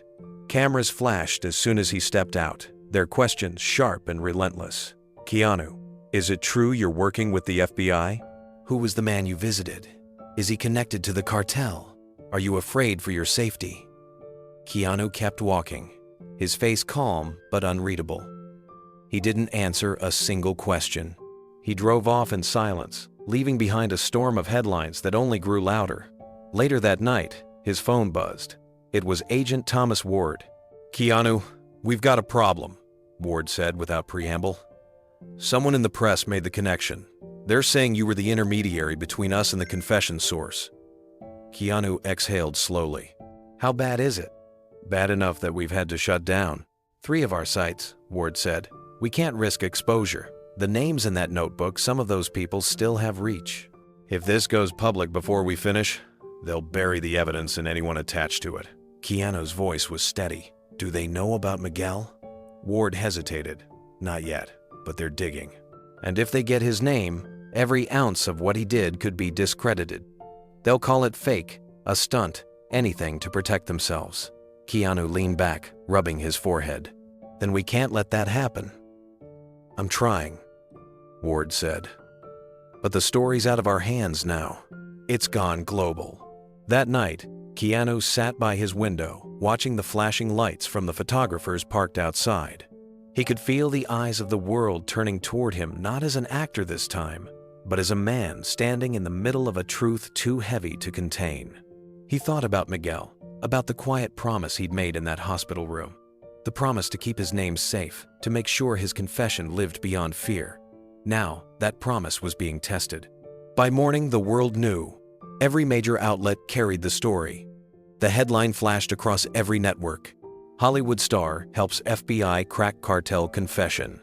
Beneath it ran a grainy photo of Keanu walking through the hospital's main entrance. His coat pulled tight, the nightlights glowing behind him. Keanu sat in his living room, the television muted.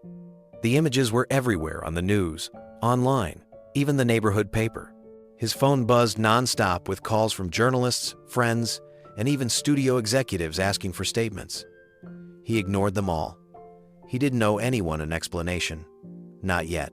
The front gate was surrounded again by cameras. Helicopters hovered overhead, their noise vibrating through the glass. Even his neighbors had retreated indoors to avoid the chaos. Every few minutes, someone would yell his name, hoping for a quote. But Keanu didn't step outside. He poured himself coffee, stood by the window, and waited for the storm to pass. The next call came from Thomas Ward. His tone was heavier than before. "We're losing ground," he said. "The investigation's being pressured to go public. Too many people are asking questions about how we got the evidence. They're tracing every step, every name." Keanu's voice remained calm. "Then what happens now?" "We'll protect Miguel's name," Ward said. "We'll frame it as an anonymous source who came forward through a private channel. But the press, they're circling. They won't stop until they've got something to feed on." Keanu looked out the window, the flashes still pulsing in the distance. "If they want to make noise, let them," he said quietly. Ward hesitated. "You're willing to let them drag you into this?" "It's not about me," Keanu said. "If the truth helps people heal, I'll take the noise." For a long moment, there was silence on the line. Then Ward said softly, "You're a rare man, Keanu. But be careful. They'll twist it if you let them." "I've lived with worse," Keanu said, ending the call. That evening, he finally stepped outside. The moment the gate opened, microphones surged forward. Reporters shouted over one another, their cameras flashing like lightning. Keanu didn't flinch. He wore no sunglasses, no disguise, just his usual calm expression. "Mr. Reeves, do you confirm helping the FBI?" one reporter called out. Another shouted, "Were you protecting a criminal?" Keanu stopped for a moment and faced them. The noise around him dulled as he spoke. "I met a man who wanted to make things right before he died," he said. "I listened. That's all." Whatever came from that, it wasn't about fame or fear. It was about truth. And if the truth helps people find peace, then I'm glad it did. He turned and walked to his car without another word. The cameras kept flashing, but no one spoke for several seconds. Something in his tone, quiet, sincere, resolute, had left even the loudest reporters speechless. As he drove away, the sun was setting behind the city skyline, painting the clouds gold and crimson. The chaos in his rearview mirror grew smaller until it disappeared completely. For the first time since Miguel's death, Keanu allowed himself to breathe freely. The truth was out now. The world could make noise, spin stories, and debate his motives, but deep down, he knew Miguel's words had finally reached the light. The world reacted fast. Within hours of the headline breaking, social media exploded with messages of support, gratitude, and admiration. Posts flooded every platform, images of Keanu's quiet face beside the words "a celebrity using fame for justice." Hashtags like #Truth Through Kindness and #Keanu for Justice trended globally. People wrote about how rare it was to see someone in Hollywood stand for something without wanting the spotlight. Across America, the story struck a nerve. News anchors replayed his brief statement outside the gate, describing it as one of the most humble responses ever given by a public figure. Talk shows debated his motives, but the majority of the public had already made up their minds. To them, Keanu wasn't just an actor anymore. He had become a symbol of quiet courage. In Mexico, the impact was even deeper. Families of missing persons began contacting authorities again, hoping their loved ones might be among the rediscovered victims. For the first time in years, the cartel cases were being discussed openly. People gathered in plazas with candles, holding photos of the disappeared. And almost everywhere, someone held a picture of Keanu, printed from the internet, taped to candles, framed beside prayers. But Keanu didn't appear on television, didn't give interviews, didn't attend the vigils that formed in his honor. Instead, he stayed out of sight, focusing on the promise that had started it all to protect Miguel's memory. Agent Thomas Ward called him a few days later. "You should know," he said. "The families have started gathering outside the hospital. They're bringing flowers, photos, everything. They think you're the reason their voices were finally heard." "I just listened to one man," Keanu replied quietly. "He's the reason." Ward sighed.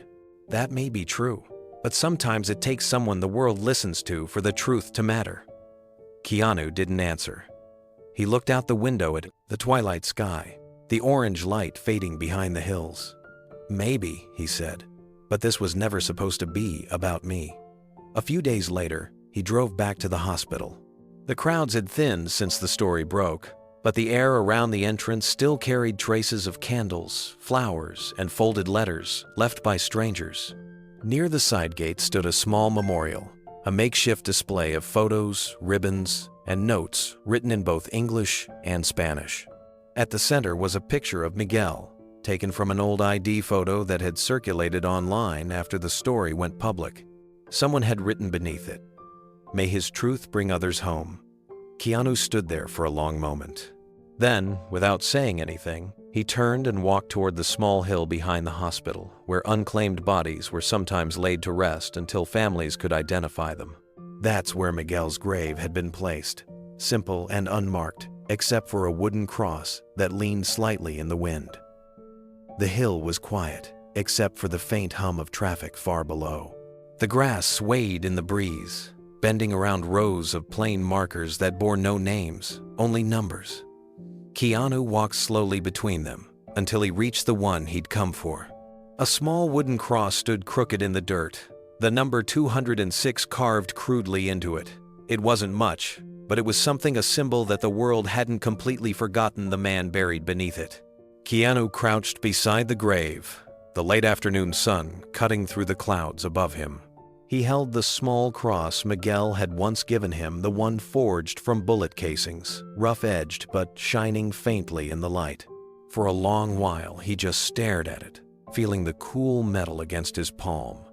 He remembered the moment Miguel had pressed it into his hand, his voice barely more than a whisper. "It's all I have left of my faith," he'd said. "Now, That same cross seemed to carry the weight of everything Miguel had lost and everything he'd finally reclaimed through truth. Keanu placed it gently on top of the grave. "You kept your promise," he said softly. "Now I'm keeping mine."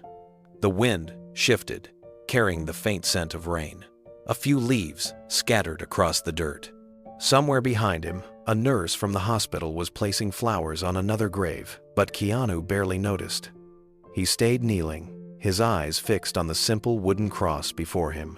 He could almost hear Miguel's voice again, the rough, broken sound of a man facing his end with the courage he'd never known in life. "Maybe my death will finally save someone." Keanu smiled faintly, his eyes glistening.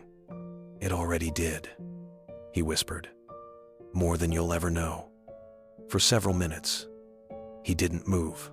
The sky above grew softer, the clouds streaked with gold and pink. The day was ending, but the quiet peace that settled around him felt like something beginning instead of ending. He reached out, brushing some dust from the marker, and bowed his head. Behind him, a small group of people began climbing the hill families of victims who had come to pay their respects. They didn't notice him at first, but as they approached, one woman gasped softly. It was Elena Marquez, the mother whose son had been found because of Miguel's confession. She recognized him instantly. "Mr. Reeves," she said, her voice trembling. "I didn't know you'd be here." Keanu stood slowly, giving her a gentle smile. "Just saying goodbye."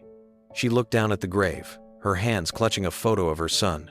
"Whoever he was," she said, "he must have been brave." Keanu nodded. "He was.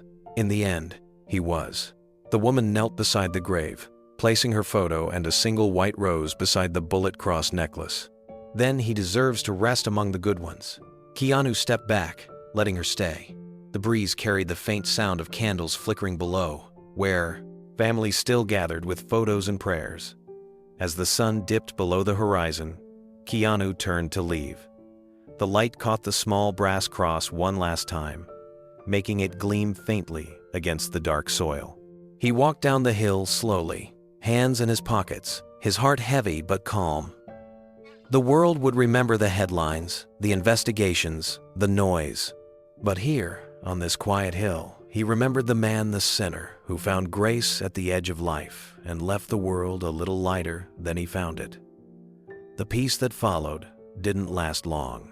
A month after the story broke, headlines began to shift again, but this time, the tone was darker. Deep in northern Mexico, remnants of the cartel had resurfaced. Anonymous statements appeared online, blaming the recent arrests on a traitor's confession. Within weeks, 3 mid-level enforcers were taken into custody, and others vanished entirely. The message was clear. Miguel Alvarez's words had started a chain reaction. Agent Thomas Ward called Keanu early one morning. His tone was firm, professional, but carrying an undercurrent of concern. "You need to be careful," he said. "The remnants of Elvibara's group know someone close to the hospital helped us. They're connecting dots. They don't have proof it's you yet, but you've been mentioned in intercepted chatter." Keanu leaned back in his chair, his voice calm. "So, they're angry that the truth finally caught up to them. They're angry that someone took away their silence," Ward said. "You've become a symbol of that, whether you wanted it or not." Keanu paused. "What do you need me to do?" "I've arranged for 2 agents to keep an eye on you," Ward replied. "Just precautionary. Stay in public areas. Limit travel for a while. These people don't make threats they don't intend to act on." Keanu looked out at the sunrise spilling through his window. "Thomas," he said quietly, "I appreciate the quiet concern, but I won't live in fear. If I start doing that, they've already won." Ward sighed. "You always have to make things complicated, don't you?" "Maybe I just don't like being told when to hide," Keanu said with a faint smile. That night, as the city slept, Keanu drove home from a small restaurant downtown. The streets were mostly empty, the hum of the tires against the asphalt the only sound. In his rearview mirror, he noticed a pair of headlights that hadn't turned since he left the restaurant. At first, he brushed it off, but after 3 turns through side streets, the car was still there, always at the same distance. He kept driving, his hand steady on the wheel. Years of filming intense chase scenes hadn't prepared him for this kind of quiet, real danger. He didn't speed up, didn't panic. Instead, he turned toward the main boulevard, where a police station stood just a few miles ahead. The car behind him stayed close, never overtaking, never falling too far back. When Keanu finally pulled into the parking lot of the precinct, the headlights slowed for a brief moment, then turned sharply down another street and disappeared into the night. Keanu parked his car, breathing evenly. He sat for a moment, listening to the distant sirens of patrol cars leaving the station. The fear that should have been there never came. Instead, there was only calm. He walked inside, spoke briefly to the desk officer, and waited until Ward arrived 20 minutes later. "You did the right thing," Ward said when he entered. "You stayed visible. That's probably what made them back off." Keanu gave a small nod. "I wasn't sure if it was paranoia or instinct. I went with instinct." "Good," Ward replied. "They're watching Keanu. But so are we." Over the next few weeks, the tension simmered quietly beneath the surface. Keanu returned to his daily life, but with sharper awareness of every passing car and unfamiliar face. The FBI had increased their surveillance on known cartel figures, tracing messages and encrypted financial trails. Each new discovery pointed back to Miguel's notebook, its truth unraveling the network one thread at a time. Ward kept him updated only when necessary. During one late-night call, he said, "You should know the case has gone international. Mexican authorities have confirmed that several officials named in the notebook are being questioned. This thing's bigger than any of us thought." Keanu listened in silence. "Miguel always said the corruption reached everywhere," he replied quietly. "I guess now we're seeing just how far." Ward hesitated before adding, "You've earned a lot of respect in the Bureau. The guys here don't talk about it publicly, but they see what you've done. It takes courage to stand in this kind of shadow and never flinch." Keanu smiled faintly, his voice low. "I didn't do anything extraordinary. I just didn't walk away." The line went quiet for a moment. Then Ward said, "Sometimes that's the hardest thing to do." That same week, Keanu began noticing subtle changes around him. Neighbors offering quiet nods, strangers leaving thank you notes at his gate. One evening, a letter arrived from one of the victims' families. It was handwritten in Spanish, simple and heartfelt. "Gracias por no dejar que su voz muriera con él. Su valentía nos devolvió la esperanza." Thank you for not letting his voice die with him. Your courage gave us hope again. He folded the note carefully and placed it inside the same drawer that held Miguel's copied notebook. A few days later, he received another visit from Ward. They met at a quiet diner away from the city. Ward slid a thin file across the table. "These are the official results of the investigation," he said. "Dozens of arrests, millions in assets frozen, and 3 families finally getting justice after 2 decades. Keanu glanced through the file, then closed it. "He would have wanted to see this," he murmured. Ward nodded. "He did. Through you."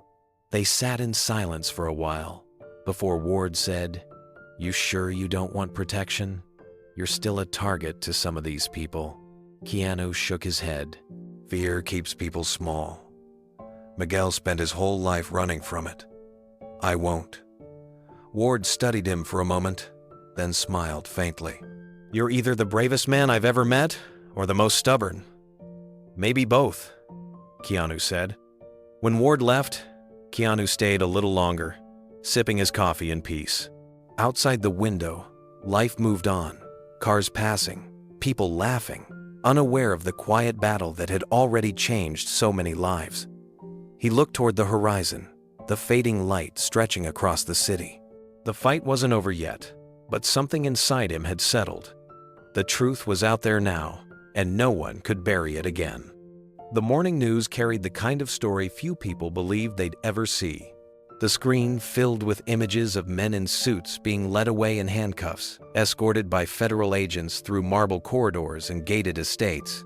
Among them were names that once seemed untouchable politicians, law enforcement officials, and business figures who had quietly financed the cartel's operations for years. The anchors called it one of the largest corruption takedowns in North American history. Keanu sat on his couch, the remote resting loosely in his hand. The sunlight filtering through the blinds fell across the coffee table, illuminating the folded letter he'd kept from Miguel's family. He didn't smile, didn't speak. He simply watched, letting the weight of it sink in. The truth had done what guns and power never could.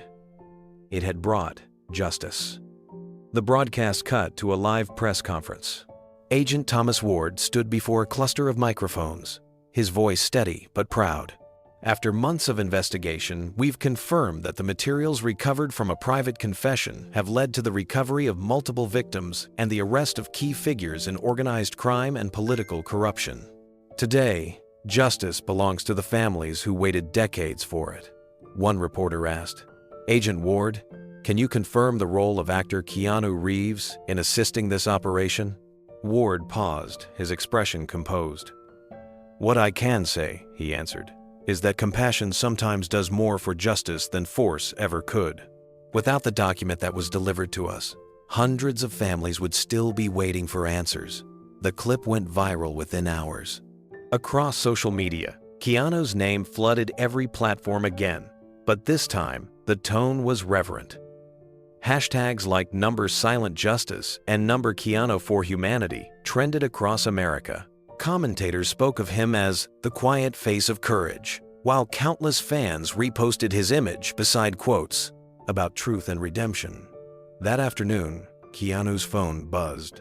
It was a message from Nurse Clara, the same woman who had warned him about the suspicious visitors months earlier. Her text was simple. "Miguel's story saved lives. You kept your promise." Keanu read it twice before replying. He did that himself. I just carried his voice. Later, he turned the television back on. Another segment played a short montage showing agents walking through desert fields, marking graves and reuniting families with remains long thought lost. The reporter's voice narrated softly over the images. All of this began with a dying man's confession and an actor's act of faith. Keanu muted the volume and leaned back. He thought about Miguel's trembling hands, the bullet-crossed necklace, the notebook filled with shaking words. The world would never truly understand the nights of fear and guilt that gave birth to that confession. But it didn't matter. What mattered was that truth had found its way to light. In the days that followed, the world couldn't stop talking about it. News outlets called it the confession that shook two nations. Commentators praised the integrity of the FBI, the courage of those who testified, and the quiet resolve of the man who refused to take credit. Talk shows invited experts, analysts, and activists, all discussing the same question: how one dying man's truth had exposed a network of evil that thrived in silence for decades. And always, at the center of the story, was Keanu Reeves. He didn't appear on camera, didn't accept interviews, didn't write statements beyond a single brief message released through his foundation's website. The message read, "Sometimes the loudest justice is written in silence. May peace find the ones who've waited too long for it." They were printed on posters, shared in classrooms, painted on walls. A viral video montage. Appeared online footage of Keanu's old humanitarian work, paired with images from the investigation, set to soft piano music. Millions watched it, and for once, social media wasn't arguing. It was united by gratitude. Meanwhile, inside the bureau, Thomas Ward stood by a conference table surrounded by agents. On the screen behind him were maps marked with red pins, each one representing a case that had been reopened or solved because of Miguel's notebook.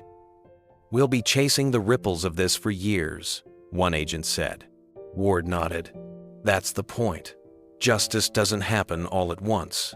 It spreads, one truth at a time." He thought of Keanu then, the man who had refused recognition, but had given the investigation its moral backbone. Around the office, Ward's colleagues spoke of him with quiet respect. "You know," one of them said, "it's rare to see someone like that. A man who could have used his fame to make noise, but instead chose silence to protect the story." Ward smiled faintly. "He's not interested in credit. He just believes in people." That evening, Keanu drove out toward the outskirts of the city, where the lights of Los Angeles blurred into the horizon. He parked his car at a lookout point he often visited when he needed clarity. The night sky stretched endlessly above him, the stars faint against the glow of the city, but steady. He sat there for a long time, thinking about the past months. The hospital room, the fear, the doubt, the courage that bloomed from both. He remembered Miguel's words, "Maybe my death will finally save someone."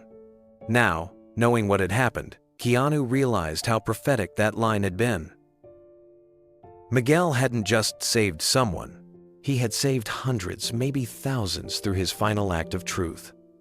A light breeze moved through the car window, carrying the faint scent of night jasmine from somewhere down the road.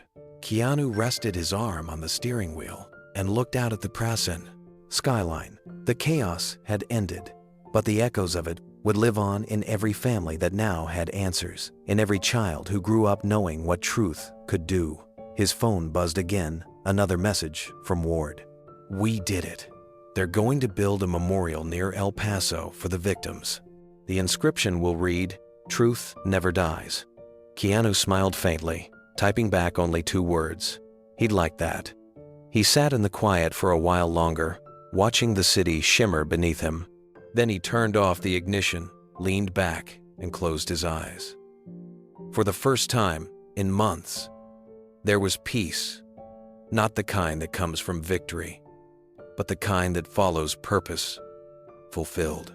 Far below, the city kept moving, unaware that somewhere above it, one man had kept a promise that changed everything. 6 months later, the story resurfaced, but this time, it wasn't through headlines or speculation. It came through a documentary that quietly premiered on public television. The title was simple, yet powerful. The Confession, a Story of Redemption. The film opened with a slow aerial shot of the desert at dawn, the same desert where Miguel's handwritten maps had led investigators to long-lost graves. A narrator's voice carried through the quiet. Truth does not die with the man who speaks it. It lives in the hearts of those who choose to listen. The documentary told everything not sensationally, but with reverence. It followed Miguel's life from his childhood in northern Mexico to his years in the cartel, showing old photos faded and cracked. It didn't shy away from the violence he had caused, but it also showed the turning point, his illness, his guilt, and the moment Keanu Reeves walked into that hospital room. There were interviews with Agent Thomas Ward, who spoke about the early stages of the investigation. "It started as a whisper," he said, "just a few pages written by a dying man. But those pages became a storm of truth that swept through everything in its path. Then came the testimonies from families, mothers and fathers, now older, holding photos of their children. Their voices trembled as they spoke. 'I thought the world had forgotten him,' one mother said, 'but now I know his story mattered.'" Throughout the film, footage of Keanu appeared sparingly, mostly silent moments. A shot of him leaving the hospital, another of him visiting Miguel's grave alone. The filmmakers didn't add commentary. They didn't need to. The image spoke for itself. When the credits rolled, the screen faded to black, replaced by a single quote. "Sometimes redemption isn't found in what we say, but in what we choose to carry." The response was immediate and overwhelming. Viewers wrote thousands of letters to the network, thanking them for showing the world that compassion could coexist with justice. Schools began using the documentary in ethics and social studies classes. Churches and community centers hosted screenings across the United States and Mexico, and while Keanu never appeared in interviews, people soon learned that he had quietly funded something extraordinary. Through a private foundation, he had created the Miguel Alvarez Scholarship Program, designed to help Latino youth escape cycles of poverty and gang violence. The scholarships provided education, housing, and counseling for at-risk students on both sides of the border. Agent Ward called to thank him. "You've turned one man's tragedy into hundreds of second chances," he said. Keanu replied softly. "That's what Miguel wanted all along, for someone else to walk free where he couldn't." The ripple kept spreading. Months after the documentary's release, stories began emerging from across Latin America. Stories of young men who had left gangs, of families rebuilding what fear once destroyed, of teachers creating new programs to keep kids in school. Journalists called it the forgiveness movement. Politicians tried to attach their names to it, but those who truly understood knew it had started in a hospital room with a dying man and an actor who chose to listen. Keanu avoided public attention, as always. When asked about the scholarships, his publicist simply said, he doesn't want credit. He wants results. Behind the scenes, Keanu worked with local organizations to ensure the funds went directly to the communities that needed them most. Every year, a group of scholarship students was invited to attend workshops on filmmaking, music, and social leadership dreams that Miguel himself had once told Keanu he never got to chase. In one of those workshops, a teenager named Luis stood up to share his story. His brother had been killed by cartel violence years earlier. He said quietly, "My mother told me about the man who confessed before he died. She said his story proved that even people who make mistakes can help others do better. That's why I'm here. I want to build something that gives people hope again." When Keanu read that quote in a local paper, he smiled. It was exactly what Miguel would have wanted. Weeks later, Keanu traveled quietly to Mexico. No press, no entourage, just him and a small team from the Scholarship Foundation. They visited a newly built community center in a small town near Monterrey. Inside one classroom, a mural covered the back wall, a colorful painting of a man holding a notebook against a glowing sky. Beneath it, in large handwritten letters, were the words, "Forgiveness begins where silence ends."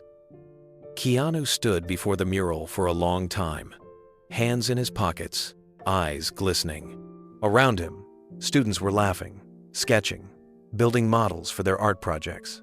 It was life in motion, hope reborn from confession. The center director approached him quietly. "We used one of Miguel's quotes for the wall," she said. "The kids painted it themselves. They said it reminds them that silence is what allows injustice to grow." Keanu nodded. "That's beautiful. He'd be proud." The director smiled. "So would you, if you saw how much this place means to them." That evening, as the sun dipped behind the hills, Keanu stepped outside to the courtyard. The air was warm, filled with the sound of children's laughter echoing down the street. He looked toward the horizon, where the mountains glowed in the fading light. And for the first time in a long while, he felt peace, not the fleeting kind that fame could bring, but the deep, steady peace that came from knowing something good would continue long after he was gone. He reached into his pocket and touched the folded note he'd carried since that night, the one from Nurse Clara. Miguel's story saved lives. The paper was worn now, the ink faded, but the message still clear. Keanu whispered softly, "And it's still saving them." As night fell, the lights of the community center flickered on, casting a warm glow over the mural. The camera of a local journalist caught a single image that would later be published worldwide. Keanu, standing alone beneath the words, "Forgiveness begins where silence ends." It was more than just a photograph. It was the legacy of two men, one who confessed, one who listened. And together, they had proven that even the quietest act of compassion could echo across generations. It was well past midnight when Keanu sat alone in his study. The house was quiet, the city outside muted under a blanket of soft rain. On the desk before him lay an open journal, its pages half filled with scattered thoughts, quotes, and reflections he'd written over the months since Miguel's death. The lamplight glowed gently against the paper, and the sound of raindrops against the window made the silence feel almost sacred. He picked up his pen but didn't write right away. Instead, he stared at the blank page, the ink trembling slightly at the tip. So much had happened, justice delivered, lives changed, hope restored. And yet, deep down, he felt a question that wouldn't fade. Had he done enough? He thought of Miguel again. The image of the frail man lying in that hospital bed returned with painful clarity, the trembling hands, the hollow eyes filled with regret, the quiet plea for peace. Keanu could still hear his voice, raw and broken. "Promise me you'll give it to someone who can stop them." He had kept that promise, but part of him still wondered whether redemption was ever truly complete. Could one man's confession really balance a lifetime of sin? Could the dead truly find peace if the living still carried the weight of their story? He leaned back in his chair, his thoughts turning inward. He remembered his own battles with forgiveness, how many times he'd tried to let go of guilt from things beyond his control. Loss had taught him that pain never truly disappears. It only changes shape. And maybe that was what Miguel had learned too. In those final days, flipping through the pages of his journal, Keanu reread some of his older entries. One line stood out to him. "Peace doesn't come when the world forgives you. It comes when you forgive yourself." He stared at those words, realizing now how deeply they mirrored Miguel's journey. The confession had never been just about crime. It had been about a man trying to find his way home before it was too late. A man who had carried darkness for too long and wanted to leave behind at least one light. Keanu picked up the pen again and began to write, slowly, carefully. Miguel taught me that redemption isn't a clean ending. It's messy, painful, and uncertain, but it's also real. He showed me that even the broken can choose peace. That even in death, truth can breathe life into others. Maybe that's what it means to be human, to keep choosing good even when it hurts. He paused, reading the words back, then added another line. "Sometimes I think we meet people not to save them, but to be reminded of what we've lost in ourselves." The rain outside grew stronger, drumming softly against the glass. He set the pen down and exhaled deeply. The air smelled faintly of coffee and ink, comforting and familiar. The quiet felt heavier now, but not suffocating. It was the kind of silence that made room for understanding. Keanu turned off the lamp and sat back, letting the soft glow from the window light the room. The rain had slowed, turning to a gentle drizzle that whispered against the glass. He looked at the half-filled journal before him and thought of how strange life could be. How sometimes a single encounter could change the shape of a person's soul forever. He closed his eyes and saw Miguel's face again, not as he had been in death, but in the moment before it. There had been something different about him then, a look of calm acceptance. It was as if, in that final breath, he had let go of the ghosts that had hunted him his entire life. Keanu remembered the words Miguel had spoken with trembling lips. "Maybe my death will finally save someone."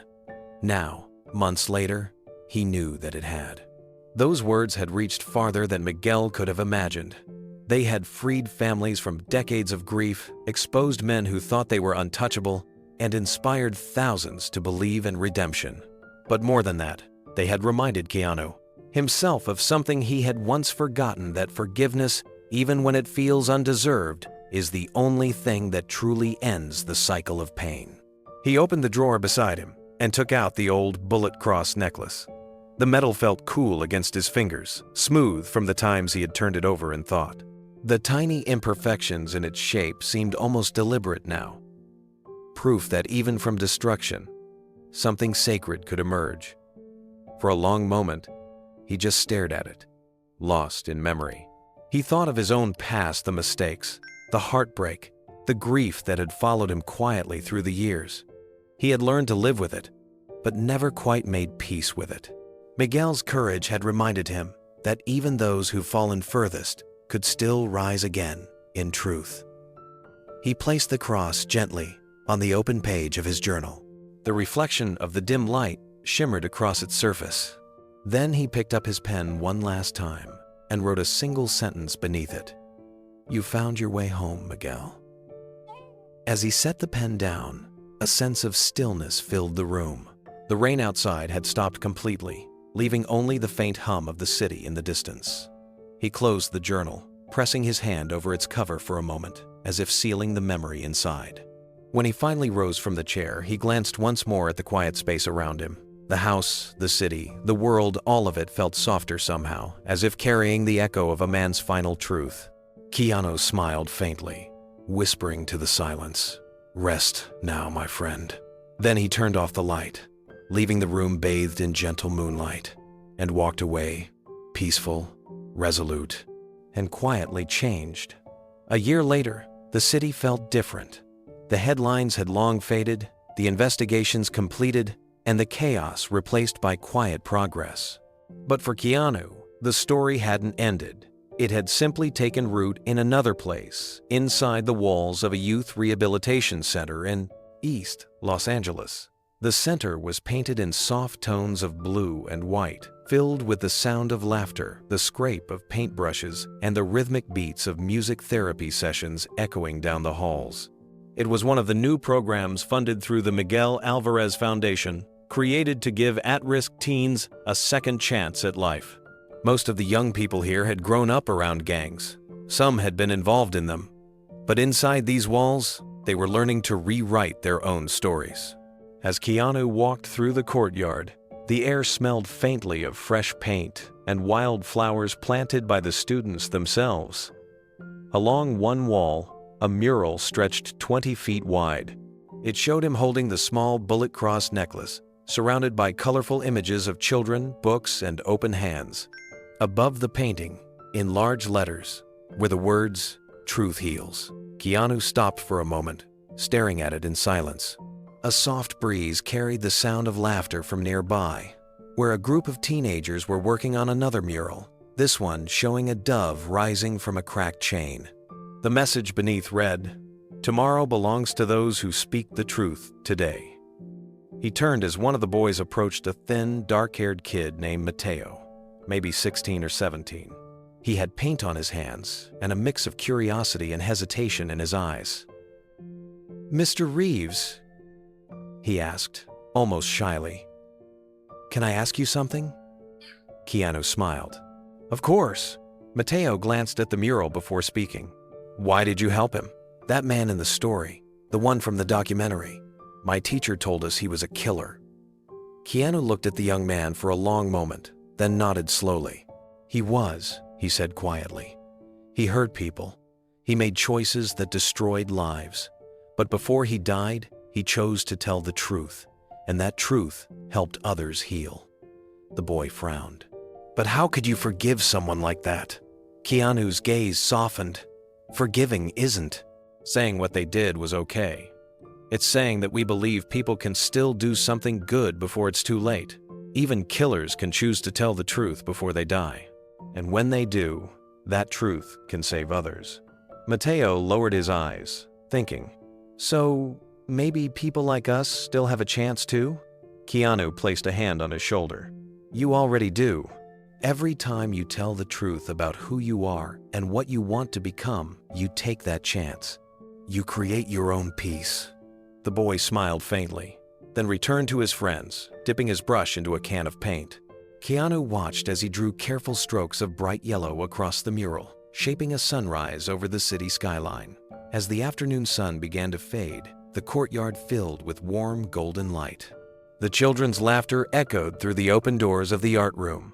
A group of volunteers served snacks, while a teacher played soft guitar music. It was a simple, ordinary day, yet to Keanu, it felt sacred. Every smile, every brushstroke, every voice raised in laughter was proof that Miguel's story had not been in vain. He walked toward the far end of the courtyard, where a small garden had been planted in memory of the victims whose names appeared in Miguel's notebook. Each flower bed bore a small wooden plaque. No last names, just first names and dates. The students tended to it daily, watering it before class. Keanu knelt down, brushed his fingers gently across one plaque, and whispered a quiet prayer. A young girl nearby noticed him and asked, "Do you come here a lot?" He smiled softly. "Not as often as I'd like, but enough to remember why this place matters." The girl nodded, looking at the flowers. "My brother used to be in a gang," she said. "He told me he wants to start over when he gets out. I think he'll come here one day." Keanu's heart warmed. "Tell him there's always room for one more." She grinned, then ran back to join her friends. Keanu rose slowly, watching her disappear into the crowd of young faces that now filled the center. The world outside might still be imperfect, still violent and cruel in many corners, but here, in this small sanctuary, change was happening. As evening settled in, the mural's colors glowed under the soft courtyard lights. The painted version of Keanu seemed to hold the bullet cross close to his chest, surrounded by light and hope. For a brief moment, it felt as though Miguel himself was present, watching, smiling, redeemed through the lives he unknowingly helped save. Keanu stood silently for a while, then spoke quietly to the mural, as if speaking to his old friend. "You found peace, Miguel, and because of you, so did they." He turned to leave, the soft laughter of children fading behind him, replaced by the hum of the city outside the center gates.